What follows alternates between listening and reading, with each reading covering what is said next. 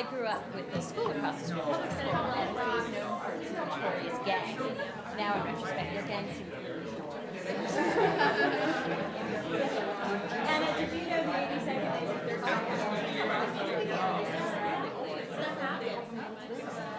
I don't know when they came out. Yeah, they hung out near PS6, which of course now seems so funny. Maybe that's what we think Yeah, they still do safety patrol everywhere.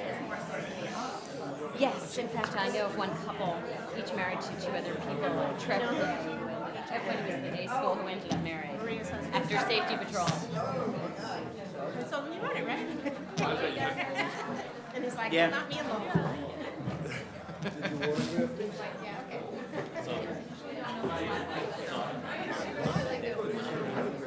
So you get online again. So I said, I'm going to get online. When I get online, that's not what I want. So what? Well, now I have.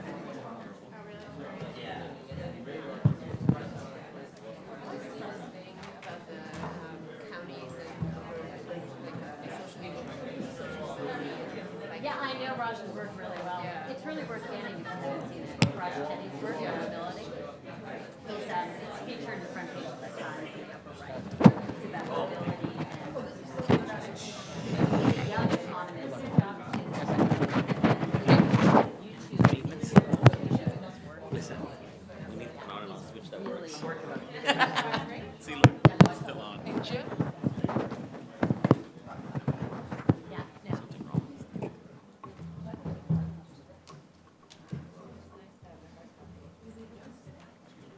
Is it indexed?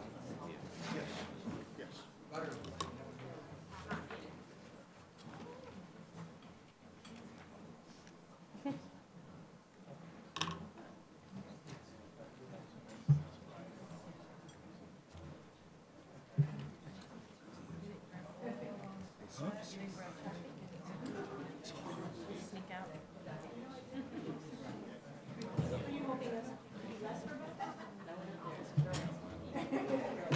You must have just like me.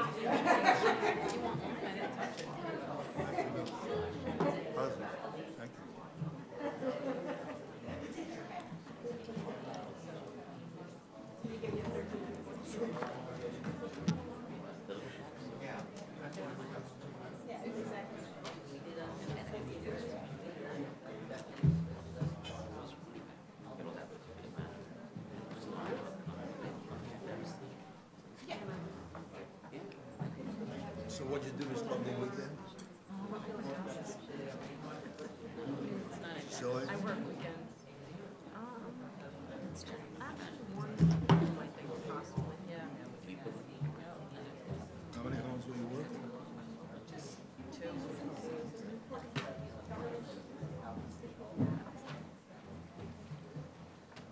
Try to do weekends are busy. Hello.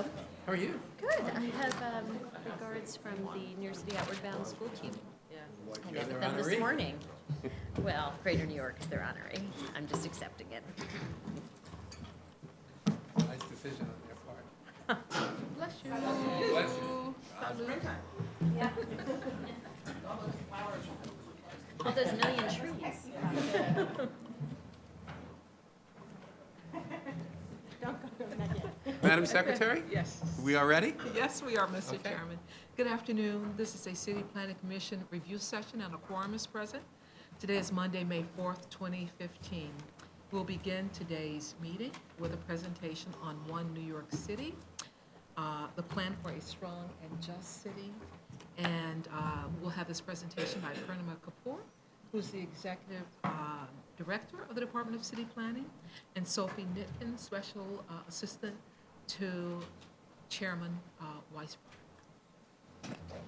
Let me just say before Purnima and Sophie start that the department was very actively involved in the preparation of One NYC. Purnima was the, what was it, the advocate or the Growth champion. champion for the growth section of the plan. And Sophie really did an incredible job monitoring all aspects of the plan on our behalf. So you couldn't have two better presenters of this plan than Purnima, who you all know, and Sophie. So, as were the chairman and some of our commissioners here who participated in the plan. So with that, I'm really pleased to be here today with Sophie Nitkin to present this plan to you. We're going to very briefly touch on the visions and the planning and the initiatives that are included in this document, and especially those that affect city planning more, but we'll walk through most of it. As New York City gets ready to enter its 5th century, which it will do in 2025, this plan, now renamed One NYC, lays out a comprehensive vision of how we as a city want to evolve in 10, 15, 20 years into the future. It builds upon the great work that has been done in the past 10 years and lays out a vision for the coming years. New York City has had a very proud tradition of confronting tough issues head-on. In 2007, Mayor Bloomberg released the first Plan YC, which focused responsibly on meeting the city's growing population. The projections at that point were for a much faster population growth. We are continuing to grow, just not as fast. Over the years, the issues of sustainability and resiliency, particularly with Sandy, were added to that. And the 10-year capital strategy provides a blueprint with the capital spending for that decade. One NYC and the 10-year capital strategy are aligned to ensure funding for these goals. Since taking office in 2014, the de Blasio administration has announced several initiatives, including for the department, the Housing New York plan that we've been most involved with. But there have also been plans, Vision Zero, 80 by 50, One City Built to Last. There's a lot of work that has happened in the year and a half. And One NYC builds on this momentum and takes the newer initiatives like the ID NYC and the poverty measures in addition to the growth and resiliency and sustainability measure. As the chairman pointed out, One NYC has been shaped with,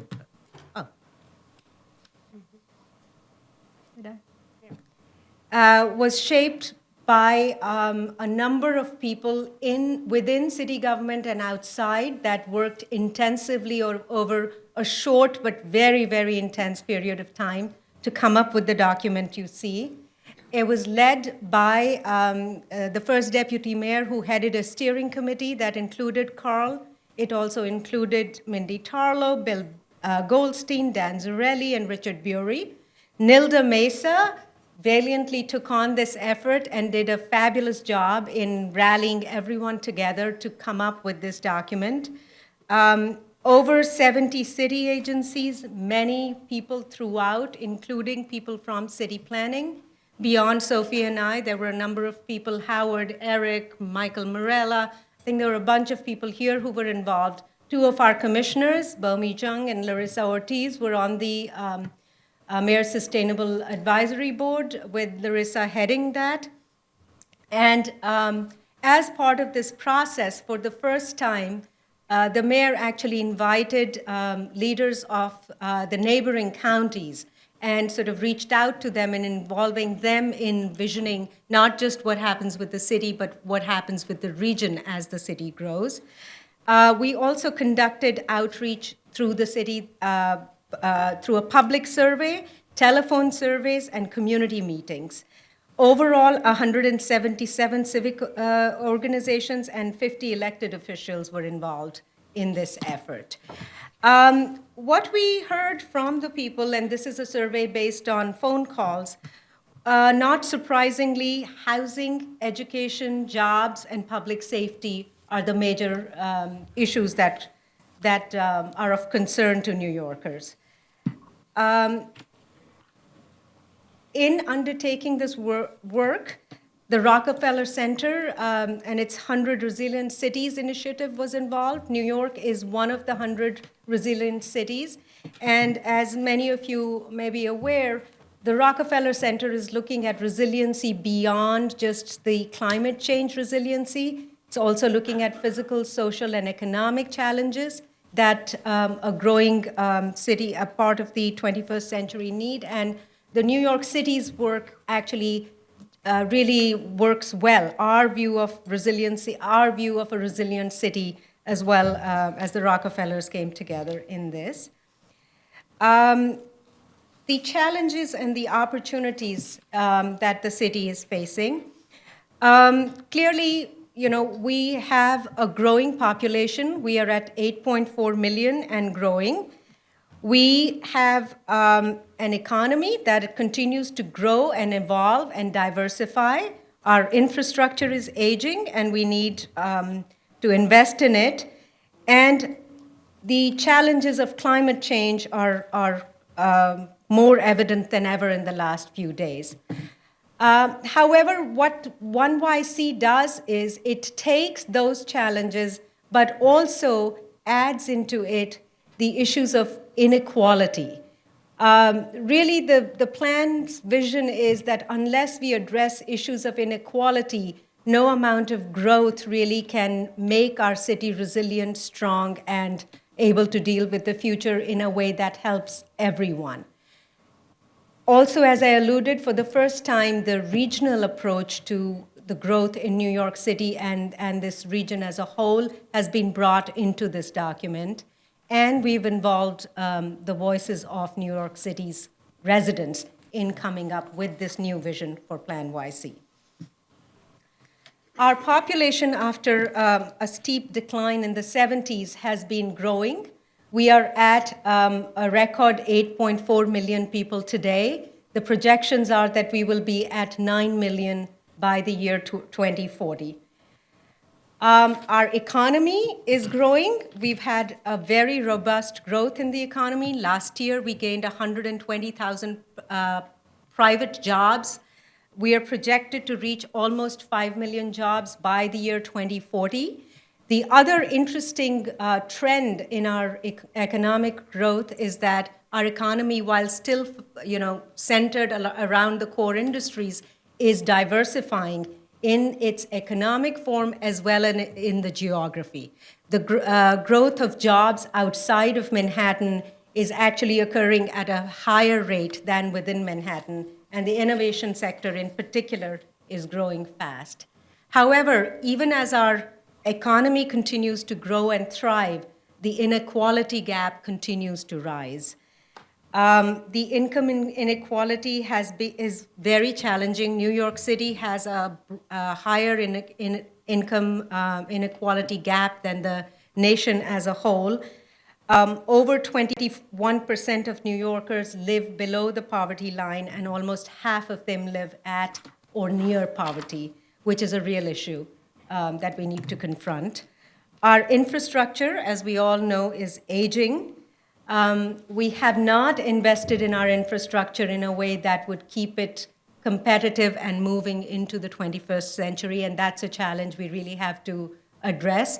As you know, Second Avenue subway and the 7 train extensions are two major mass transit investments that are currently underway, and they've come after a long period of time.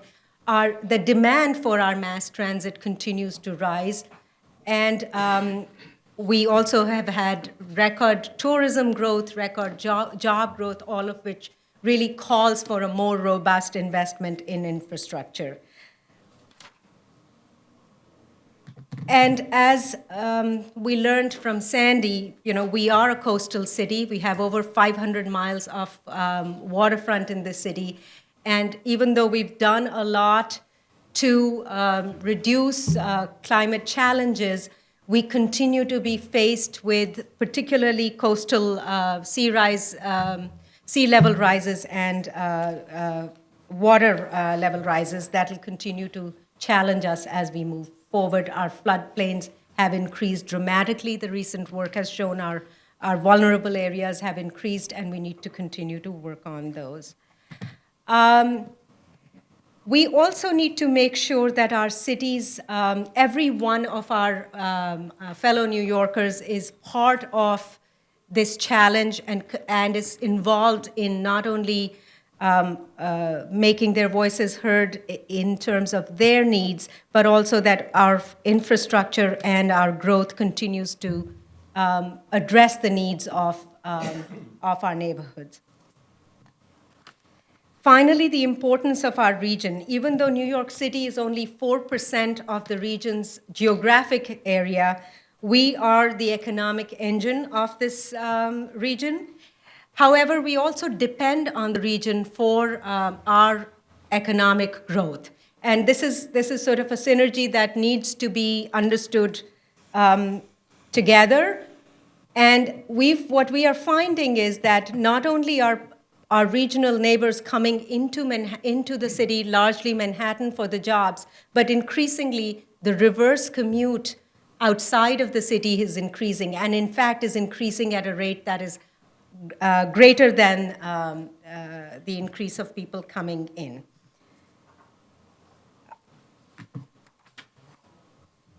As a region, we anticipate spending $266 billion over the next decade, which is a stupendous amount of money.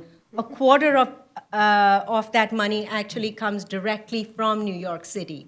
So really, the regional challenge is in making sure that these investments are aligned in a way that makes New York City grow and thrive, but also our region grow and thrive so that together we can be a strong regional presence in the nation. Regional coordination is critical for the successful city and for the successful region. As we look at how we are spending this money, what we are beginning to do as part of the Plan YC, One NYC, is to really start to see how we are investing the $266 billion, not only in the city, but how our regional partners are investing this money. And this is really a first step in the city taking a more active role in playing, in sort of aligning strategically how these investments can work both for the city and for the region. One NYC has laid out 4 visions for the city. The growing and thriving city remains the primary vision. NYC will continue to be the world's most dynamic urban economy where families, businesses, and neighborhoods thrive. We understand that this is essential to do anything else that we need to do. We also want a city that's sustainable. New York will be the most sustainable big city in the world and a global leader in the fight against climate change. Our neighborhoods, economy, and public services are ready to withstand and emerge stronger from the impacts of climate change and other 21st century threats. And finally, this is in keeping with the de Blasio administration's agenda. New York City will have an inclusive, equitable economy that offers well-paying jobs and opportunity to live, for all to live with dignity and security. So with these 4 visions, the plan goes into each one of these visions, and I'm going to walk you through the growing, thriving city vision first. We need to build a city that can house 9 million people and almost 5 million jobs by 2040. We need to give residents access to those jobs, skills training, and ensure that we continue to create quality jobs as we grow. Our economy, while still anchored in the core finance, real estate, and insurance sectors, is rapidly diversifying. The innovation economy is expected to grow at a much faster rate, and jobs outside of Manhattan core are growing at a faster rate, as I said. This diversification is really great for the city. It not only provides more job options to a wider range of New Yorkers, it is also an insurance against the kinds of recessions that we've seen in the future. With a more diverse economy, the city stands to come out of those kinds of events better. New Yorkers also depend a lot on our transit modes for jobs. New Yorkers rely on public transit way more than any other city in the world, in the US. More than 56% of our trips to work are via mass transit, which is greater than the next 10 largest US cities combined, which are at 11%.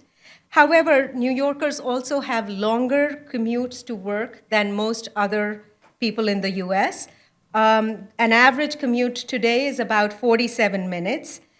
The plan lays out strategies that by 2040, we will increase citywide job access by 25% and ensure that 90% of New Yorkers can access at least 200,000 jobs by transit within 45 minutes.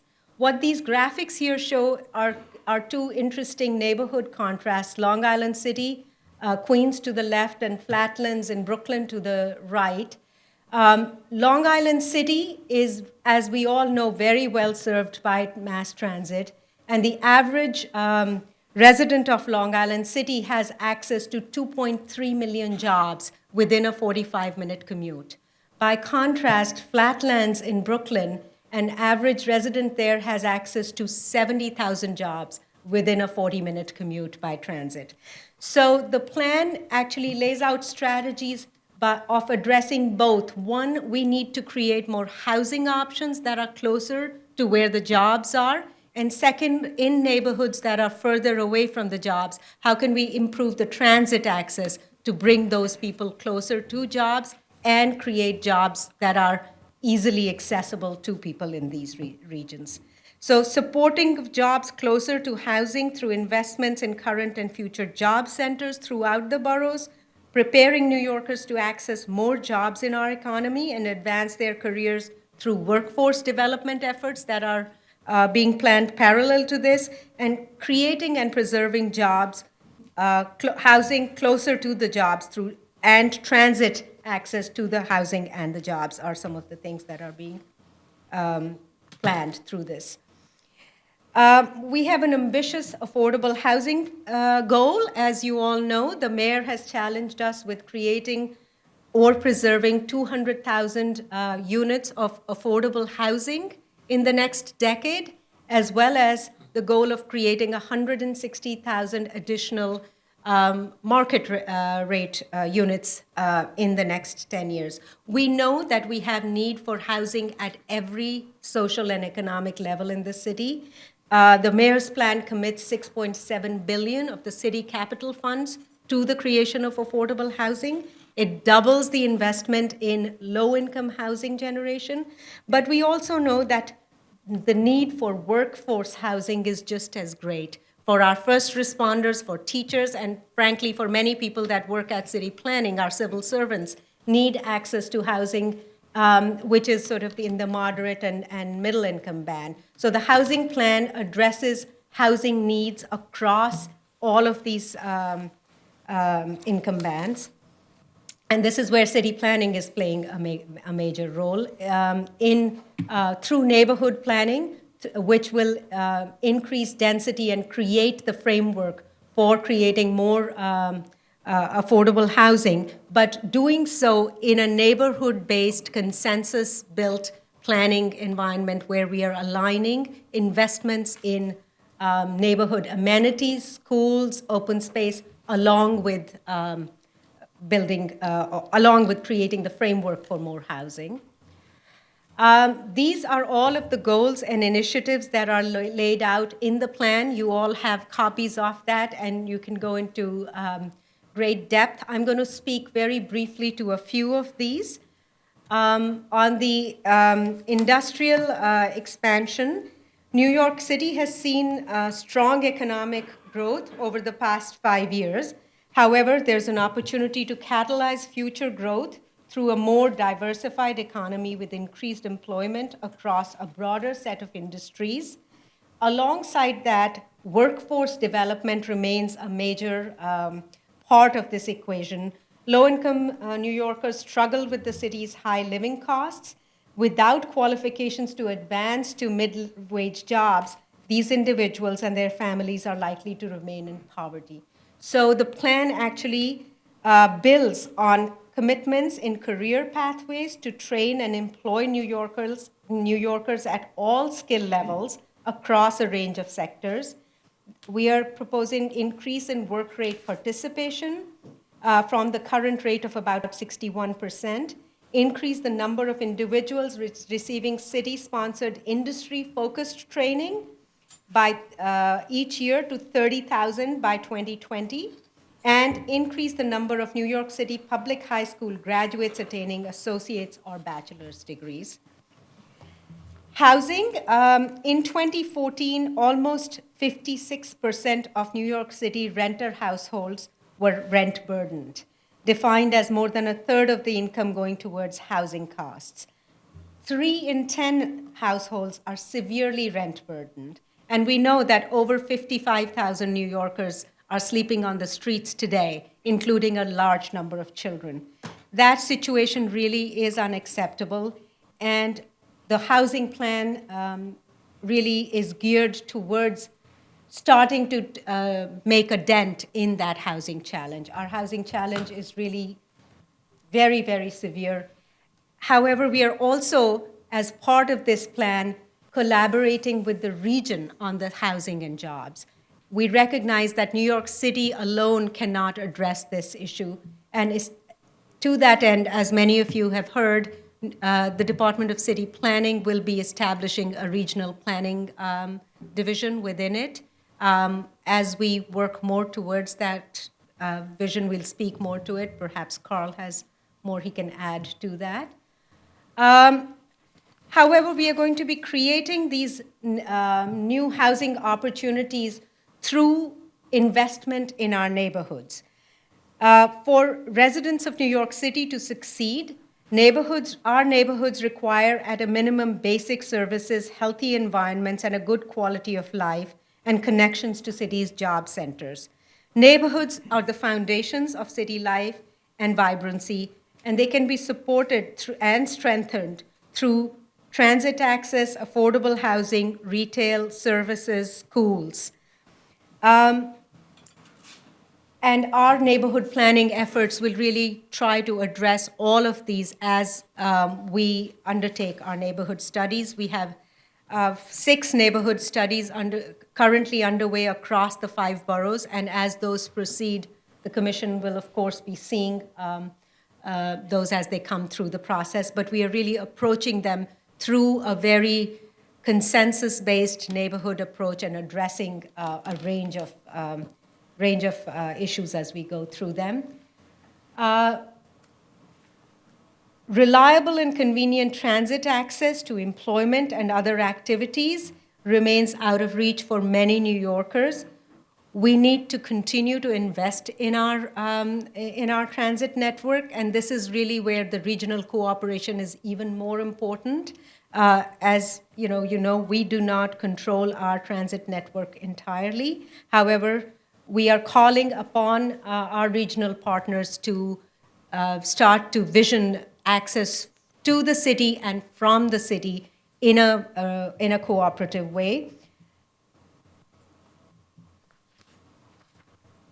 New York City has currently many projects underway that are listed on the top: the 2nd Avenue subway, East Side access, subway signals, Moynihan expansion, the World Trade Center transportation hub. However, there is a lot that needs our attention and investment, and this is where we are calling upon our regional partners and the state to help achieve these additional initiatives, including everything from the 2nd Avenue subways, phases 2 and 3, to the Gateway program, to the Penn Station improvements, to improvements within the city, Atlantic Avenue, the Utica Avenue, many parts of New York City that need investment. If we can make these strategic investments, we think that we can really improve the transit capacity in the city substantially, and really improve the capacity from currently 20% to about 35% in the next 10 years. Much of New York's core infrastructure is aging and outdated and strains to meet the demands of a growing population and a modern and thriving economy. Many of our competitors across the world have taken much more proactive roles in this, and for New York City to remain competitive, we need to continue to invest in our infrastructure. As you know, the department is playing a bigger role in the city's 10-year capital strategy, and we are working to align our infrastructure investments more strategically with the growth areas and with our neighborhood work. Lack of broadband negatively impacts the civic and social engagement of community residents and makes it difficult for startups and smaller businesses to succeed and to scale up, which in turn impacts our neighborhood development, jobs, and economic health of the city. So this plan really lays out a vision that every resident and business will have access to affordable, reliable, high-speed broadband service by 2025. Summing up for where the city planning would be involved, we are playing a very significant role in the housing plan, as well as in the job creation, neighborhoods through our neighborhood work, as well as through our economic development initiatives, and in the infrastructure through our capital planning work. With that, I'm going to pass this on to Sophie, who's going to walk us through the other three visions.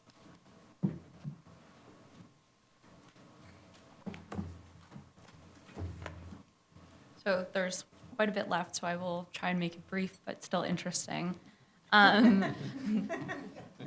The addressing inequality was a central to the mayor's platform when he ran, and Vision 2 was a significant new undertaking as part of One NYC.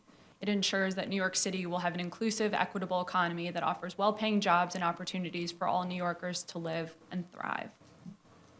As part of this, the major goals were to lift 800,000 New Yorkers out of poverty, which is the first time any city, let alone New York City, has made such a commitment and put numbers to that commitment, to reduce overall premature mortality by 25% and dramatically decrease racial and ethnic disparities, as well as increasing median household income. Lifting 800,000 New Yorkers out of poverty can be achieved through a broad set of anti-poverty initiatives, including raising the minimum wage, a particularly effective tool for reducing poverty and income inequality. Scheduled and proposed minimum wage increases and anti-poverty initiatives will help us reach more than half our goal, but it's not enough. We will have to fight to raise the minimum wage to more than $13 per hour in 2016, and the mayor has been a strong advocate within the city, in Albany, and around the country to help achieve this, while we also push to secure the right starting wage within New York City. We're not going to wait for that. One NYC has several anti-poverty initiatives that will continue to move us forward to our goal while we push for a higher minimum wage. Many of these include Pre-K for All, which has been rolled out successfully for all 4-year-olds around New York City, educational programs to prepare students for college and career success, better transportation, as Purnima mentioned, to increase accessibility to work, as well as affordable housing and healthy environments. We're losing far too many New Yorkers to premature mortality. Premature mortality has been declining on average 1.67% per year, but to further reduce premature mortality and dramatically decrease the racial and ethnic disparities, we must achieve a total of 3,600 fewer premature deaths annually. This can be done through addressing the leading causes of premature death, which in New York City are cancer, heart disease, drug use and poisoning, and accidents. A number of One NYC initiatives aim to address the causes of premature death. Some of these include obesity reduction, smoke-free housing initiatives, reduced homicides through criminal justice reform, and increasing access to health care. The goals and initiatives in Vision 2 cover a variety of topics, and I'll cover a few of those as we walk through in a little more detail. This goal aims to give New Yorkers the right services at the right times in a coordinated and integrated manner through both physical and digital approaches. This involves meeting people in their communities and providing them with one-stop shops that address multiple service and information needs. This will be done through transforming schools into community schools. Currently, there are 128 schools being transformed, but the goal is for every single one of them to be a community school. Creating new neighborhood health hubs that co-locate primary care, mental health, and community-based organizations in one space. And then digital platforms like 311 and internal data integration, as well as continuing to use ID NYC to help more New Yorkers gain access to government and community services.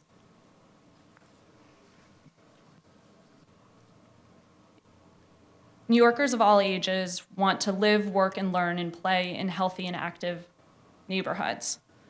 Examples of initiatives that the city will be undertaking related to this are improving healthy and affordable food options, which includes increasing the regional food system, improving public school food, and improving retail food environment and supporting community gardens. One of the main things that city planning has been doing over the last several years has been the design guidelines for healthy living, which involves using active design to promote physical activity in buildings, such as through stair improvements, bicycle storage, and fitness rooms.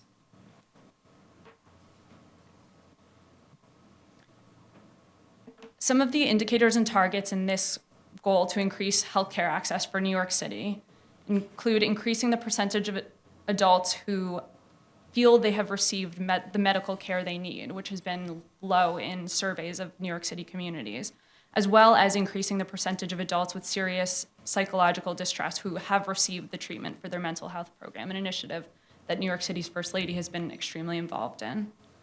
In 2013, through these surveys, nearly 1 million New York City residents felt that they did not receive the medical care they needed in the past year, and this is particularly acute in the poorest neighborhoods where they reported they received the least care. So one of the major initiatives here is that there are 26 neighborhoods federally designed as primary care shortage areas, and the city will help create at least 16 health clinics by the end of 2017, and will integrate them with mental health and substance abuse primary care as well. Approximately 4,000 New Yorkers are seriously injured and more than 250 killed in traffic crashes every year. Vulnerable populations are the most affected. Being struck by a vehicle is the leading cause of injury-related death for children under 14 and the second leading cause for seniors. Vision 0, which was announced last year, has been expanded within One NYC, and it's already having an impact. 2014 was the safest year in New York City's history for pedestrians.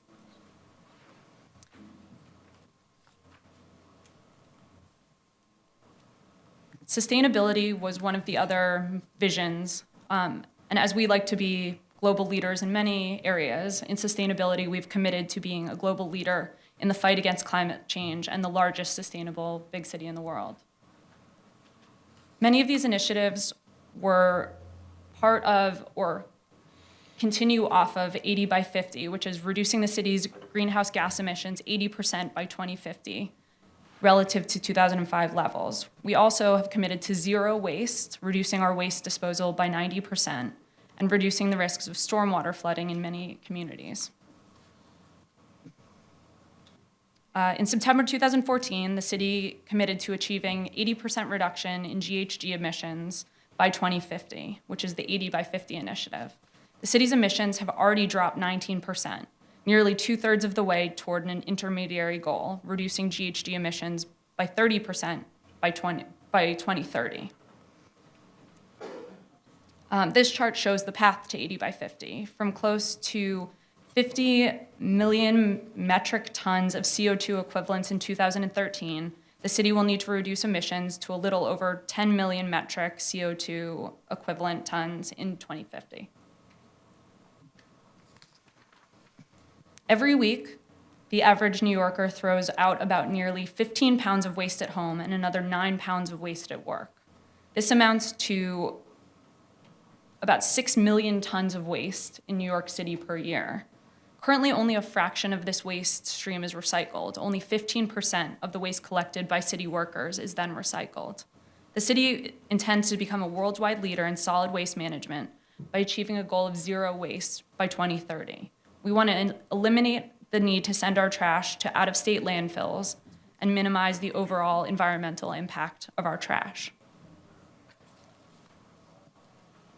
Some communities throughout New York have been prone to flooding and drainage problems. For example, Southeast Queens has more 311 flooding and confirmed sewer backup complaints than any other area of New York City. We intend in One NYC to address communities with stormwater flooding to improve the environmental conditions in these communities. As there are in every one of these visions, there are an enormous number of initiatives, so I will just briefly speak to a few of them. As I mentioned earlier, the 80 by 50 has been an announced target of New York City, but the majority of GHG reductions achieved to date were the result of replacing coal and oil with natural gas for electricity generation. These strategies can't be replicated, so future reductions will be a little more challenging. To reach 80 by 50, over 43 million metric tons of carbon dioxide equivalent will need to come from cleaner power generation, fossil fuel-free modes of transportation, reducing solid waste, as well as improvements to the energy efficiency of buildings across New York City.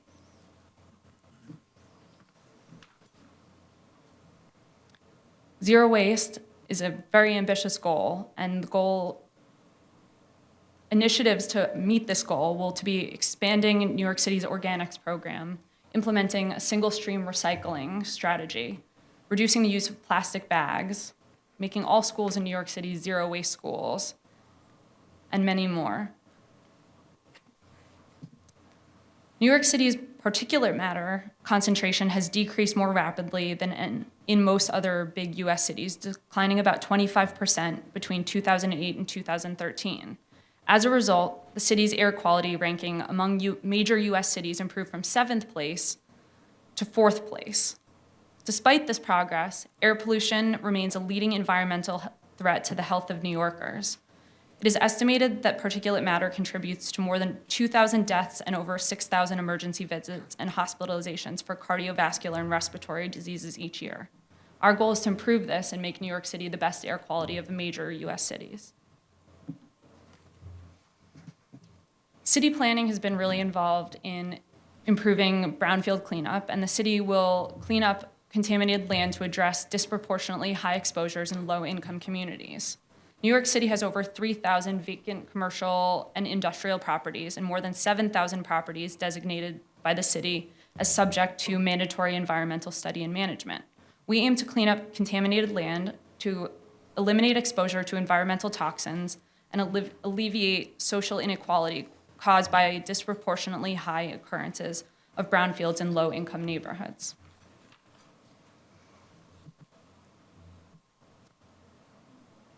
One of the big goals of past Plan NYCs and will continue in this One NYC is that all New Yorkers should benefit from useful, accessible, and beautiful outdoor spaces. One of the major indicators has been increasing the percent of New York City residents living within walking distance to a park. And throughout the plan, there are many initiatives like improving the utility of parks and public spaces, because it doesn't matter if a park is in a neighborhood if it's not a park that people want to use and people want to be in. Additionally, Parks Without Borders aims to enhance access and connectivity between neighborhoods, so parks are no longer for a single neighborhood, but are also part of larger community efforts. We also hope to have a resilient city, that our neighborhood, economic, and public services will be ready to withstand and emerge stronger from the impacts of climate change, but more broadly, other 21st century threats. New York City will eliminate disaster-related long-term displacement of New Yorkers, reduce the social vulnerability index, and reduce average annual economic losses resulting from climate change events.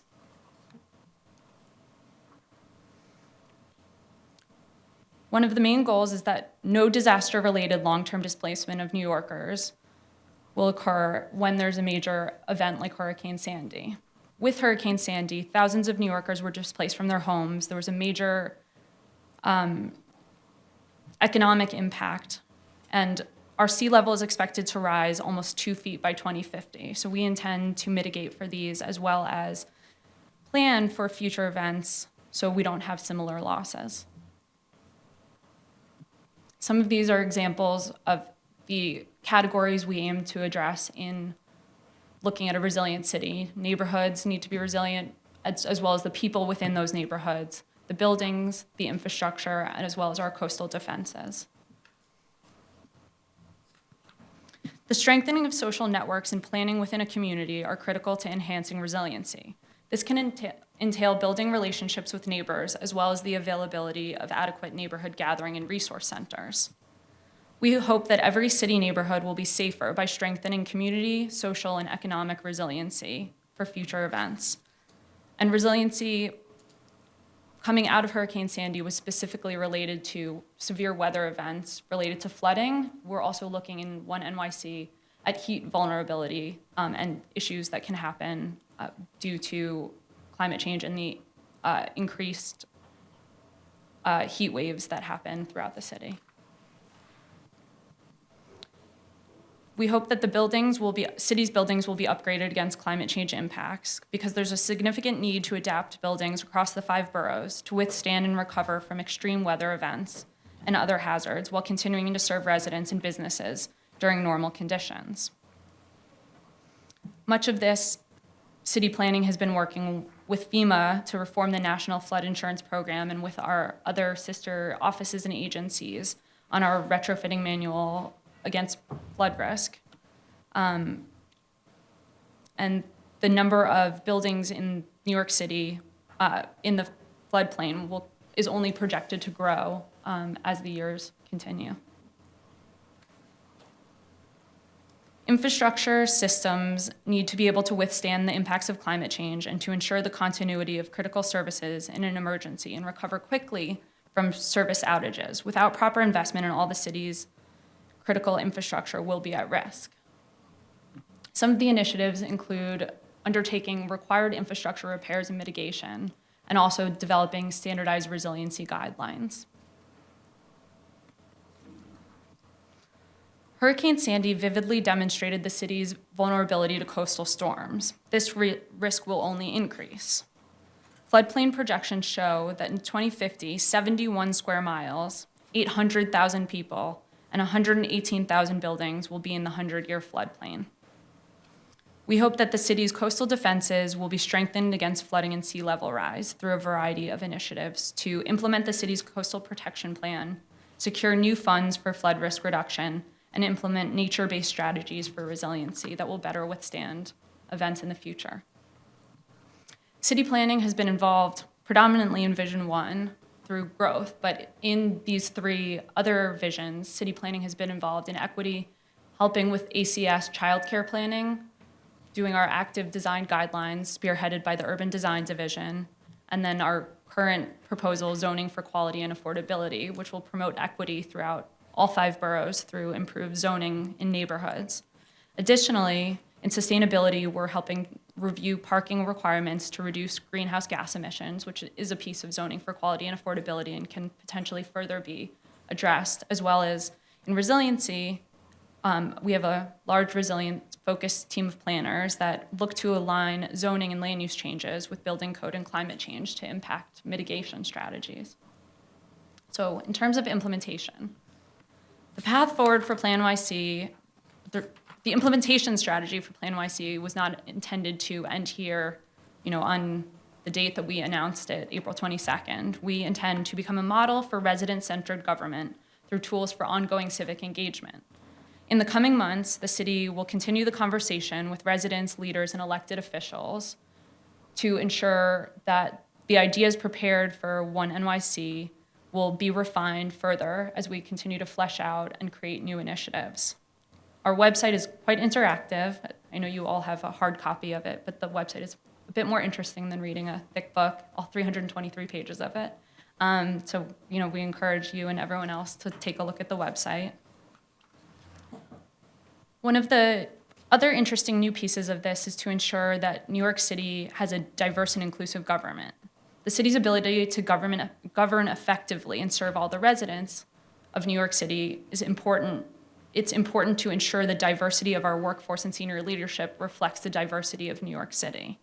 In implementing One NYC, New York City is going to accelerate our efforts to attract, retain, and develop a diverse workforce. As you can see based on the graphs up here, that the gender balance is fairly similar to New York City's population. However, the racial diversity, there's still much room for improvement. We also intend to be accountable for all of the things we have promised in One NYC. We have committed to many things. We've committed to 4 visions, 17 indicators, 27 goals, and the list goes on to 102 supporting initiatives that we've developed. We've also ensured, as Purnima mentioned, that the 10-year capital strategy and executive budget, which will be released later this week, align with One NYC, so these initiatives will be funded, and One NYC will be realized with money behind it. Agencies have been assigned to lead particular initiatives, and we will be tracking the annual progress of the implementation in compliance with Local Law 84. And every year, we'll provide an update on the status of each indicator, initiative, target, and vision, as well as our progress towards these targets. So we have a long laundry list of things that we've put in One NYC, but these were the things that, if you take away anything from today, we intend in our 5th century to have, or we know we will have, based on projections done by our own Office of Population here, 9 million New Yorkers, 4.9 million jobs, 1.8 million jobs accessible by transit within 45 minutes for the average New Yorker, 266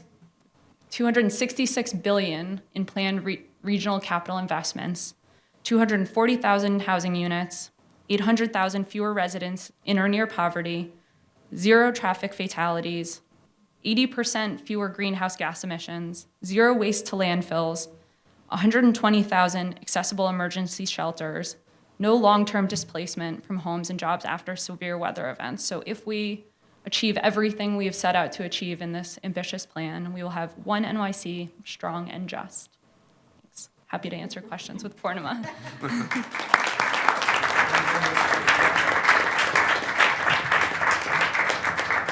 I just want to say thank you to both Purnima and Sophie for their work on this. But as Purnima indicated, a lot of people in the department have worked on this over the last few months under very, very intense time pressures. And I know that Bomi and Larissa were very actively involved in this as well.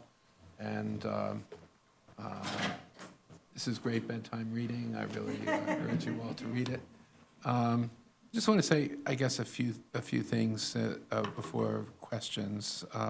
One, as Purnima indicated, this really does build over the significant work, really path-breaking work that the Bloomberg administration did in creating Plan YC in the first place, and this is really building on that effort. I don't think we would be here today were it not for that significant effort on the part of the Bloomberg administration, and they really did set a great foundation for this effort. Second, there really is a neighborhood focus. You've seen it in terms of our zoning, but the neighborhood focus extends far beyond just our endeavors here. And one of the things, as you look through the plan, is one neighborhood in the city is highlighted, and that's the Bronx River, Hunts Point neighborhood. And you can see as you read through this plan various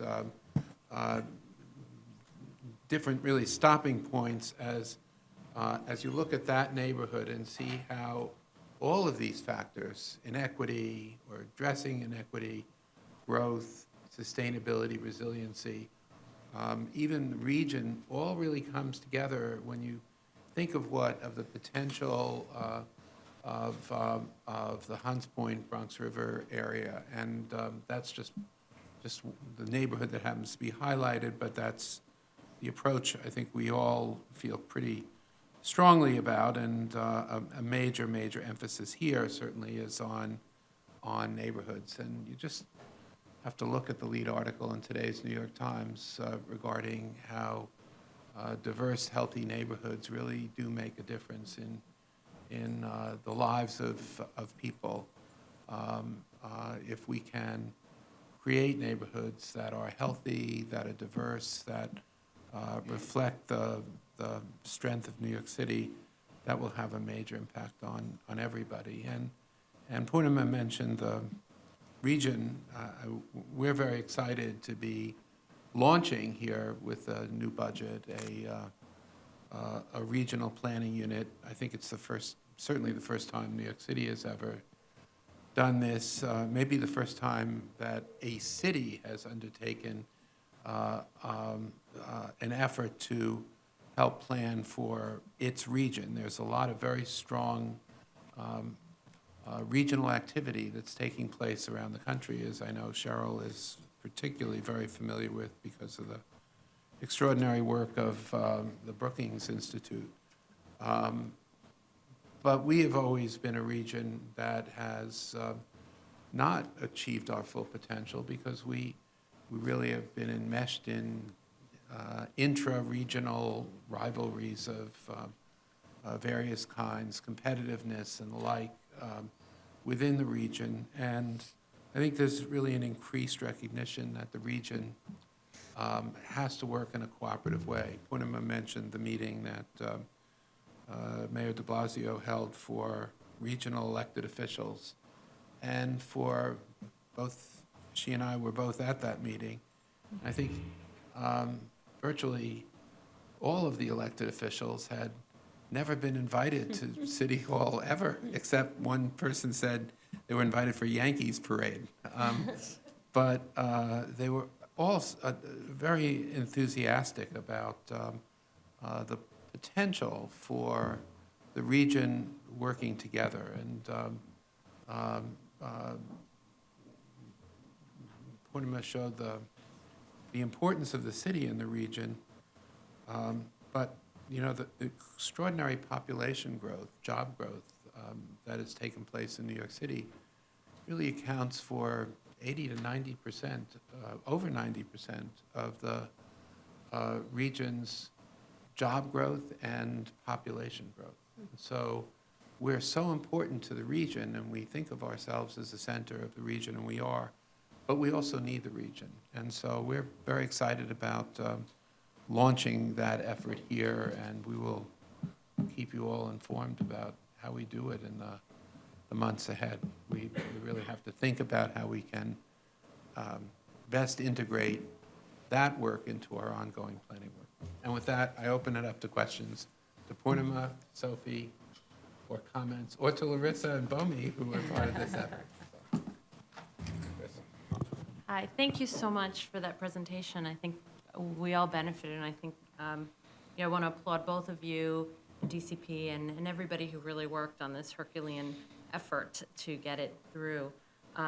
It's very exciting, and for someone who works on neighborhood, at the neighborhood level, looking at commercial corridors and the connection between where people shop and their ability, the quality of life, it was thrilling to see elements of that made it into the plan, notably improving healthy and affordable food access, financing tools for new retail, and thinking about access to jobs. I find it interesting, I'd mentioned to you, Carl, earlier, there's a wonderful researcher whose name is Bob Weisbord, not to be confused with our commissioner, who does work in Chicago, and he's found that neighborhood growth and the lives and lifting people out of poverty, it's something like 40% of that is connected to regional growth.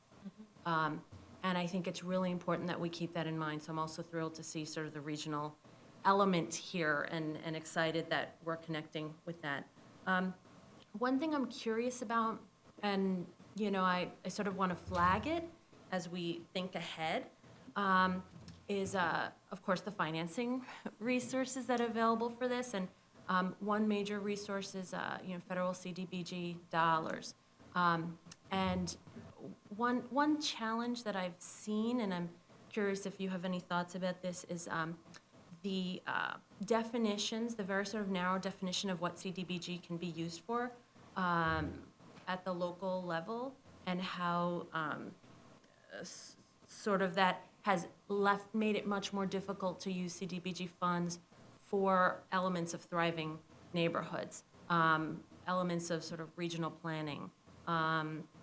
I believe that some of those definitions are as a result of comptroller interpretations, not necessarily federal interpretations. I'm aware of many other cities that use CDBG funds for many things that here in New York are interpreted as being restrictive. And so I sort of want to flag that as a really important resource, and that, as there are agencies in the city that feel hamstrung by the definitions that the comptroller is using. And without those resources, we're going to have trouble making many of these elements happen. So with that said, I really do want to applaud you, and I think it's a fantastic effort. Thank you. We'll definitely bring that to the attention of SBS and others that are administering some of those. Sure. Ms. Efron. Wow, I mean, it's really extraordinary, and I think we all feel really lucky to have had the analysis and help that you brought to our reading of this. I was fascinated by the Long Island City and Flatlands example, and you mentioned two ways that we can improve the livelihoods of the Flatlands residents, but I wondered about a third, which would be moving more jobs closer to Absolutely. them. Right, and for that reason, I also think you underestimate the Department of City Planning's role in making a difference in equity actually around transportation. I think a lot of the transportation-based zoning and the transportation improvements being allowed for additional FAR that has most recently come before the Commission are really questions of equity for New Yorkers. As more and more households are headed by women alone, the need for quick transportation back and forth to a family becomes more and more important to the success of that family. And the fact that commutes can be cut because of improvements to transportation and density positively achieved seems just to be one of the greatest opportunities for the Department of City Planning and Equity. Ms. Delos. I just want to recognize, I know this was a tremendous amount of work. I saw the names at the back, and I certainly know a number of the people that have been involved. And I know that this is a very comprehensive vision. If we achieve it, the city will be much better for it. Obviously, I hope very much that we do. I think the biggest shift, obviously, is using equity as the filter for public policy decisions, and that's very significant. Making the same decisions without equity as your filter, you're going to go in a different direction, or you'll miss opportunities that exist. And I'm just wondering, just looking at this tremendous list of goals, really, and I'm wondering how those goals will be used, or how we think they're going to be used as part of our decision-making processes here, as we're deliberating and as we're talking. I think sometimes they come up as we're looking at individual applications. Obviously, they come up more when it's an initiative that's sponsored by the department. But I'm just wondering, and this might just be a rhetorical question at this point, whether or not these are questions that we're going to be asking of private applicants as we're looking at applications and not just city-sponsored applications. Because I think, if we really are going to achieve such a broad goal, we really do, to the extent possible, need to look at all avenues to achieve the goals. So thank you. I would say one of the reasons we wanted to spend this time and a good chunk of time going through this with you is because it does establish a context to the work that we do. And these are obviously work we alone here do cannot achieve all of these goals.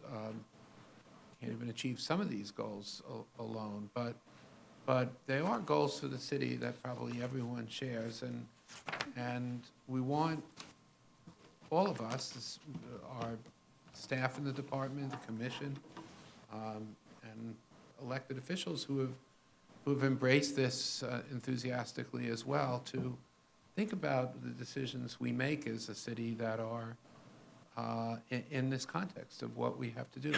I just will say the obvious, which is that in order to achieve these goals, particularly the equity goal, the city has to grow. The city has to grow not just in terms of size and not just in terms of jobs, but it has to continue to grow its disposable income that it can deploy on these challenges, and because you can't achieve these goals without having the resources to do it. Right now, we are fortunately in a very good moment in our economy, and we can deploy more resources, but we all know that is not always going to be the case. And we look at that $266 billion in proposed capital investments. That's a huge amount for any region. We think about cities and regions around the world that are investing a huge amount of money in their infrastructure, and we don't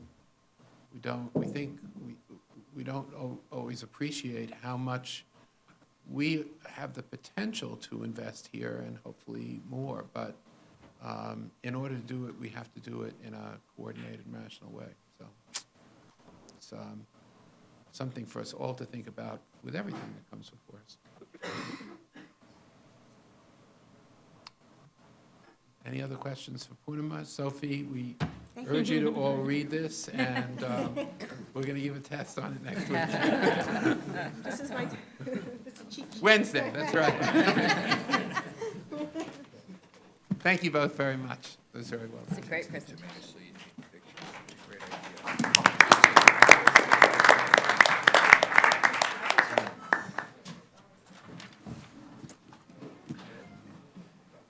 Okay, we'll now move on to our next item.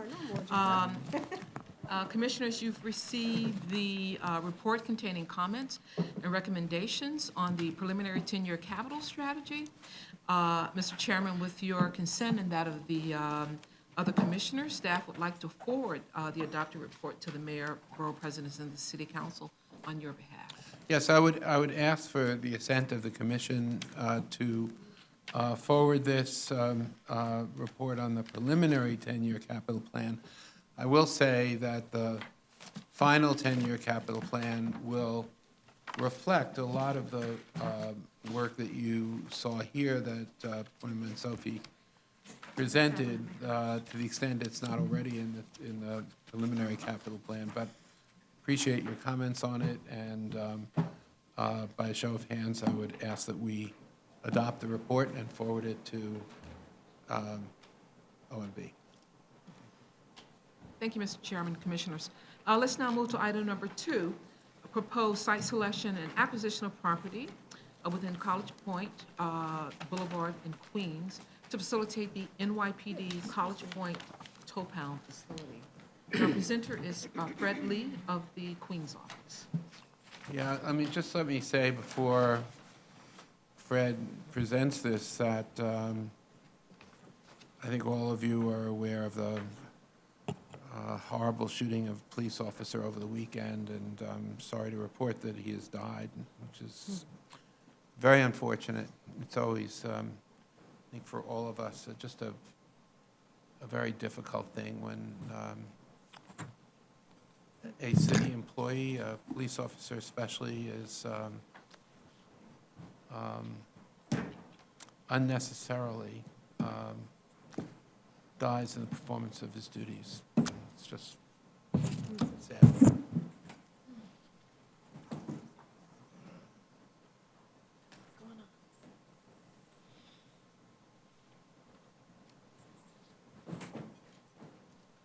Good afternoon, Commissioners and Chairman Weisbrod.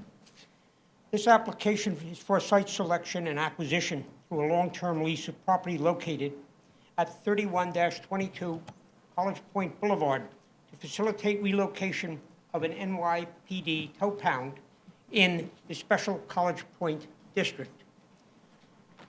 The former Queens tow pound in Maspeth was vacated to accommodate overhead construction of the Kosciuszko Bridge.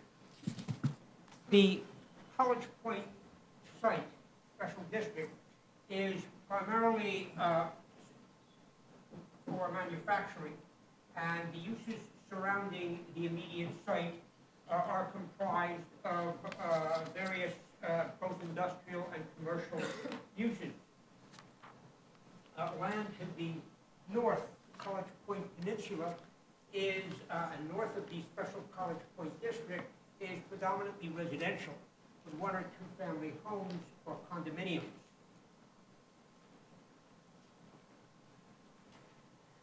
A variety of commercial uses are located to the east of the site along the Whitestone Expressway, and to the east of the site and somewhat north is the recently completed NYPD training facility. This, at one time, was the site of the tow pound for Queens. The tow pound itself operates under an emergency agreement with the city, and it operates out of trailers located on the site. The building is unoccupied except for the quartermaster corps for the police, which is and it operates under the same emergency agreement that allowed the tow pound to be established on the site. Streets surrounding the site, College Point Boulevard, is a 4-lane highway that connects downtown Flushing with College Point. It's the major north-south thoroughfare, and it provides access to the site with a driveway entrance from College Point. The corner of the site, the corner street on the north of the site, is a fairly wide 2-lane road traveling east and west.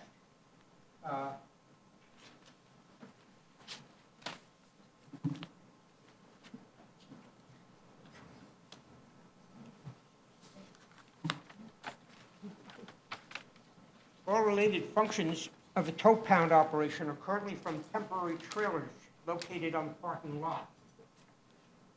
These will be removed upon the completion of the lease for the site.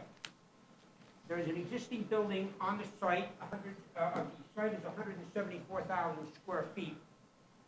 The application and use of the building would not expand the building's footprint, floor area, or height.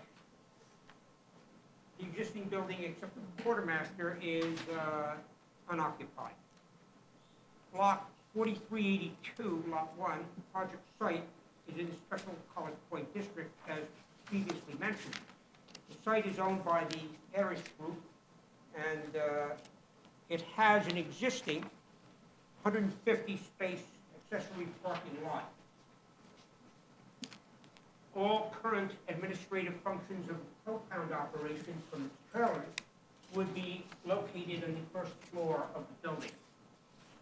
Staffing related to tow pound operations would consist of approximately 60 personnel in 3 shifts, including tow truck operators and on-site NYPD personnel. In the future, the proposed project, the existing parking lot on the site would be utilized for tow pound operations, would include approximately 229 parking spaces, 72 of which were for NYPD vehicles and 157 spaces for tow vehicles.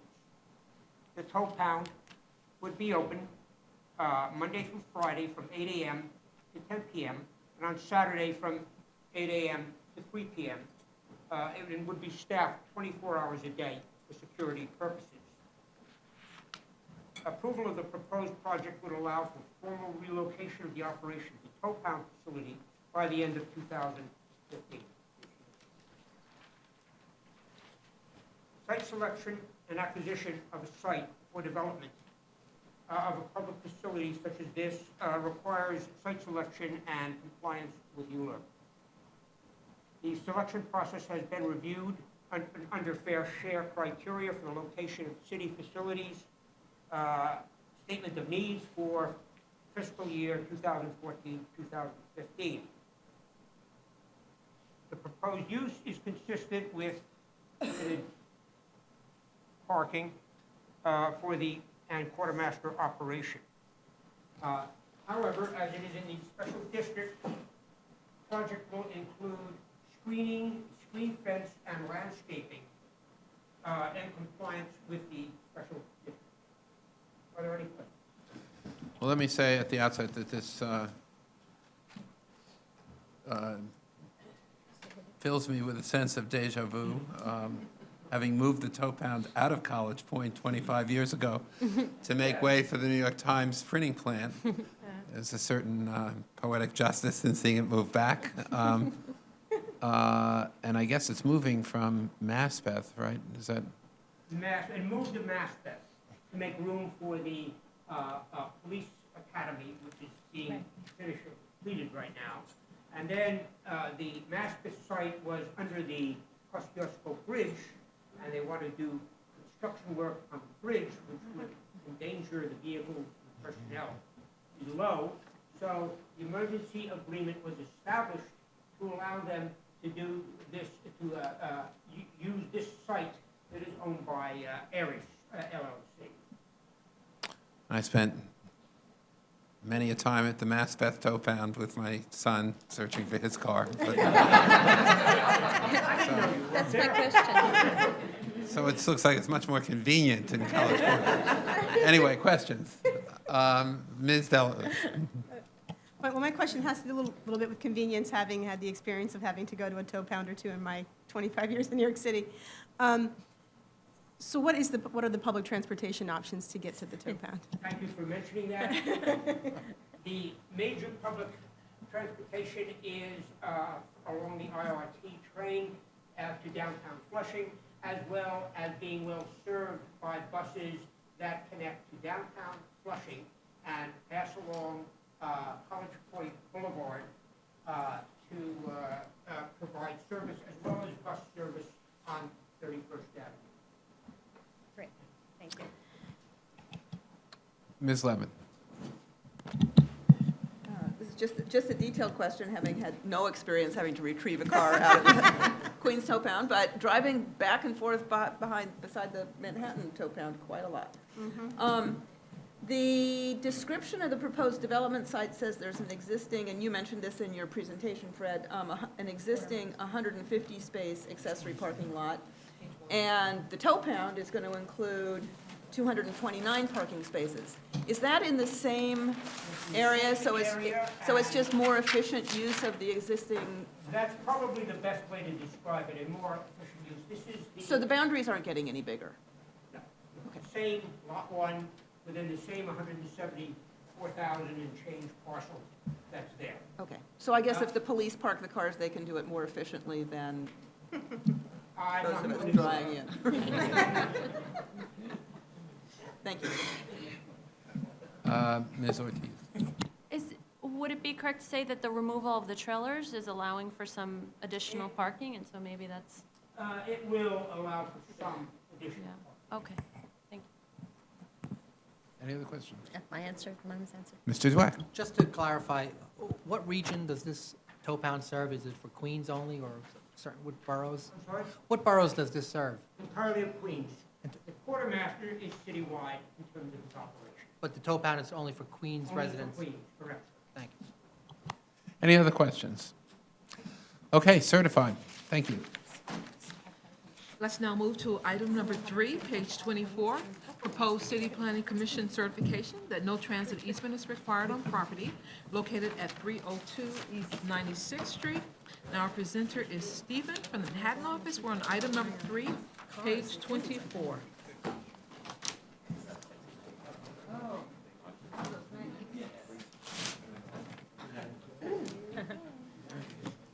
Good afternoon, Chairman and Commissioners. This is an application by WWML 96 LLC for a certification pursuant to Zoning Resolution Section 94041 as to whether or not a transit easement volume is required on the indicated zoning lot in connection with the proposed development of an approximately 21-story residential building at 302 East 96th Street in the Upper East Side of Manhattan, Community Board 8, within the Special Transit Land Use District.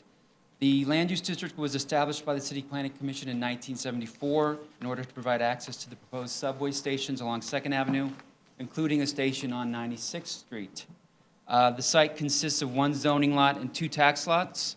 The site to be developed is 302 East 96th Street, which is located here. It's that site, and it's this site here. This is 96. This is 2nd Avenue. This is the development site, existing 3-story garage in an R10A district. It has approximately 50 feet of frontage on 96th Street and a depth of 100 feet. The proposed development will have approximately 55 dwelling units and about 65,000 square feet of floor area.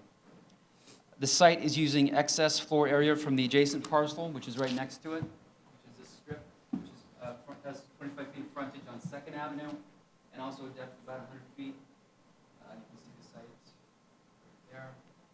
It's a residential building, 6 stories, with ground floor retail.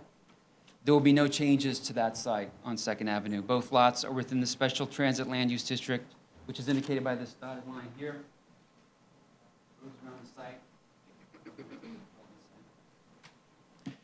Under Zoning Resolution Section 9503, any development or enlargement involving ground level construction within the transit district must provide an easement on the zoning lot for a subway-related use and public access if the CPC and MTA determine that a transit easement is required. The Plan 96 subway station is located one block down on 95th Street on these corners and diagonal from the development site.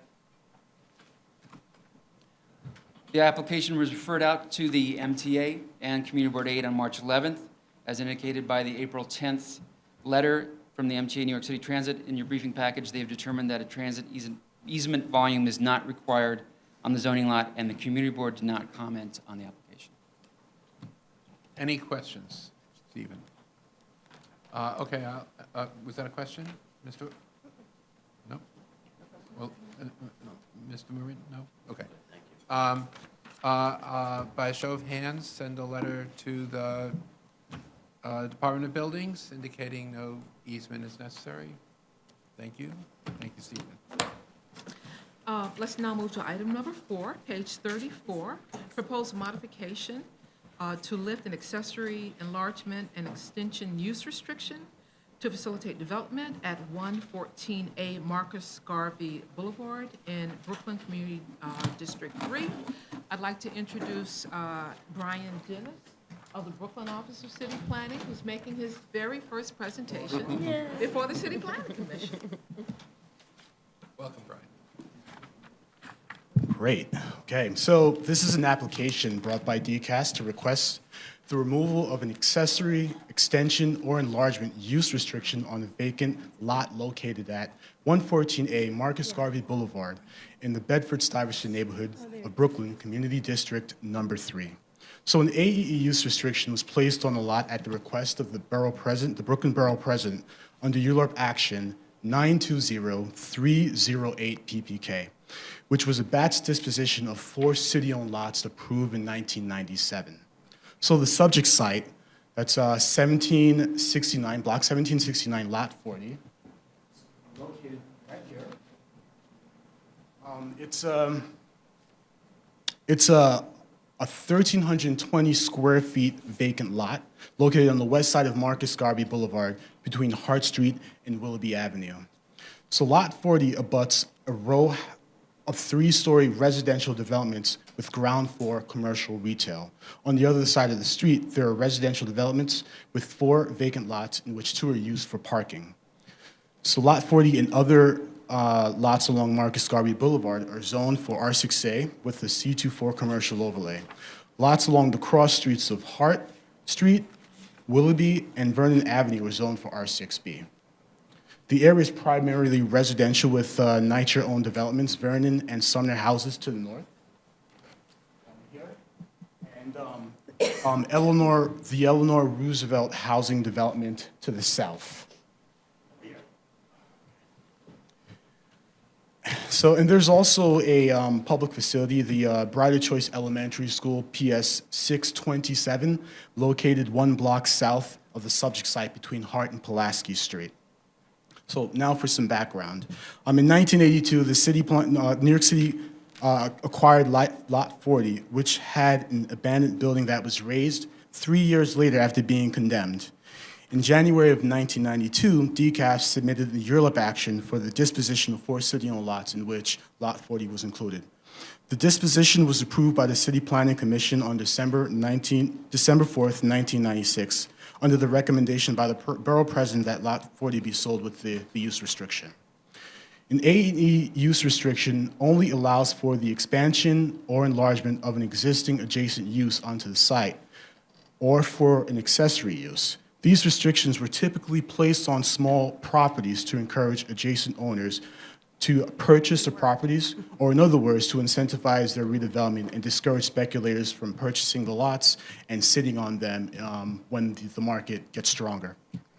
So in July of 1997, DCAS sold Lot 40 at auction with the use restriction, and fast forward to 2013, the lot owner contacted DCAS to request that the AEE restriction be removed in order to facilitate the potential redevelopment of the property. Because of the size of the lot is less than the minimum 1,700 square feet, which is required in the R6 zoning district, Lot 40's residential development is limited to 1 or 2 family residents per zoning resolution 2333. And with that, I'm open for questions. Questions? Oh, okay, sure. Well done. Any questions? Mr. Cirillo. Congratulations, great presentation. Thank you. Okay, so here's my question. I think on the merits, I understand the application. Where I'm a little confused, and perhaps I'm missing something in the history. So back in the day, DCAS, or DGS, I guess at the time, and led by our vice chairman at the time. What did he know? All right. It's all his fault.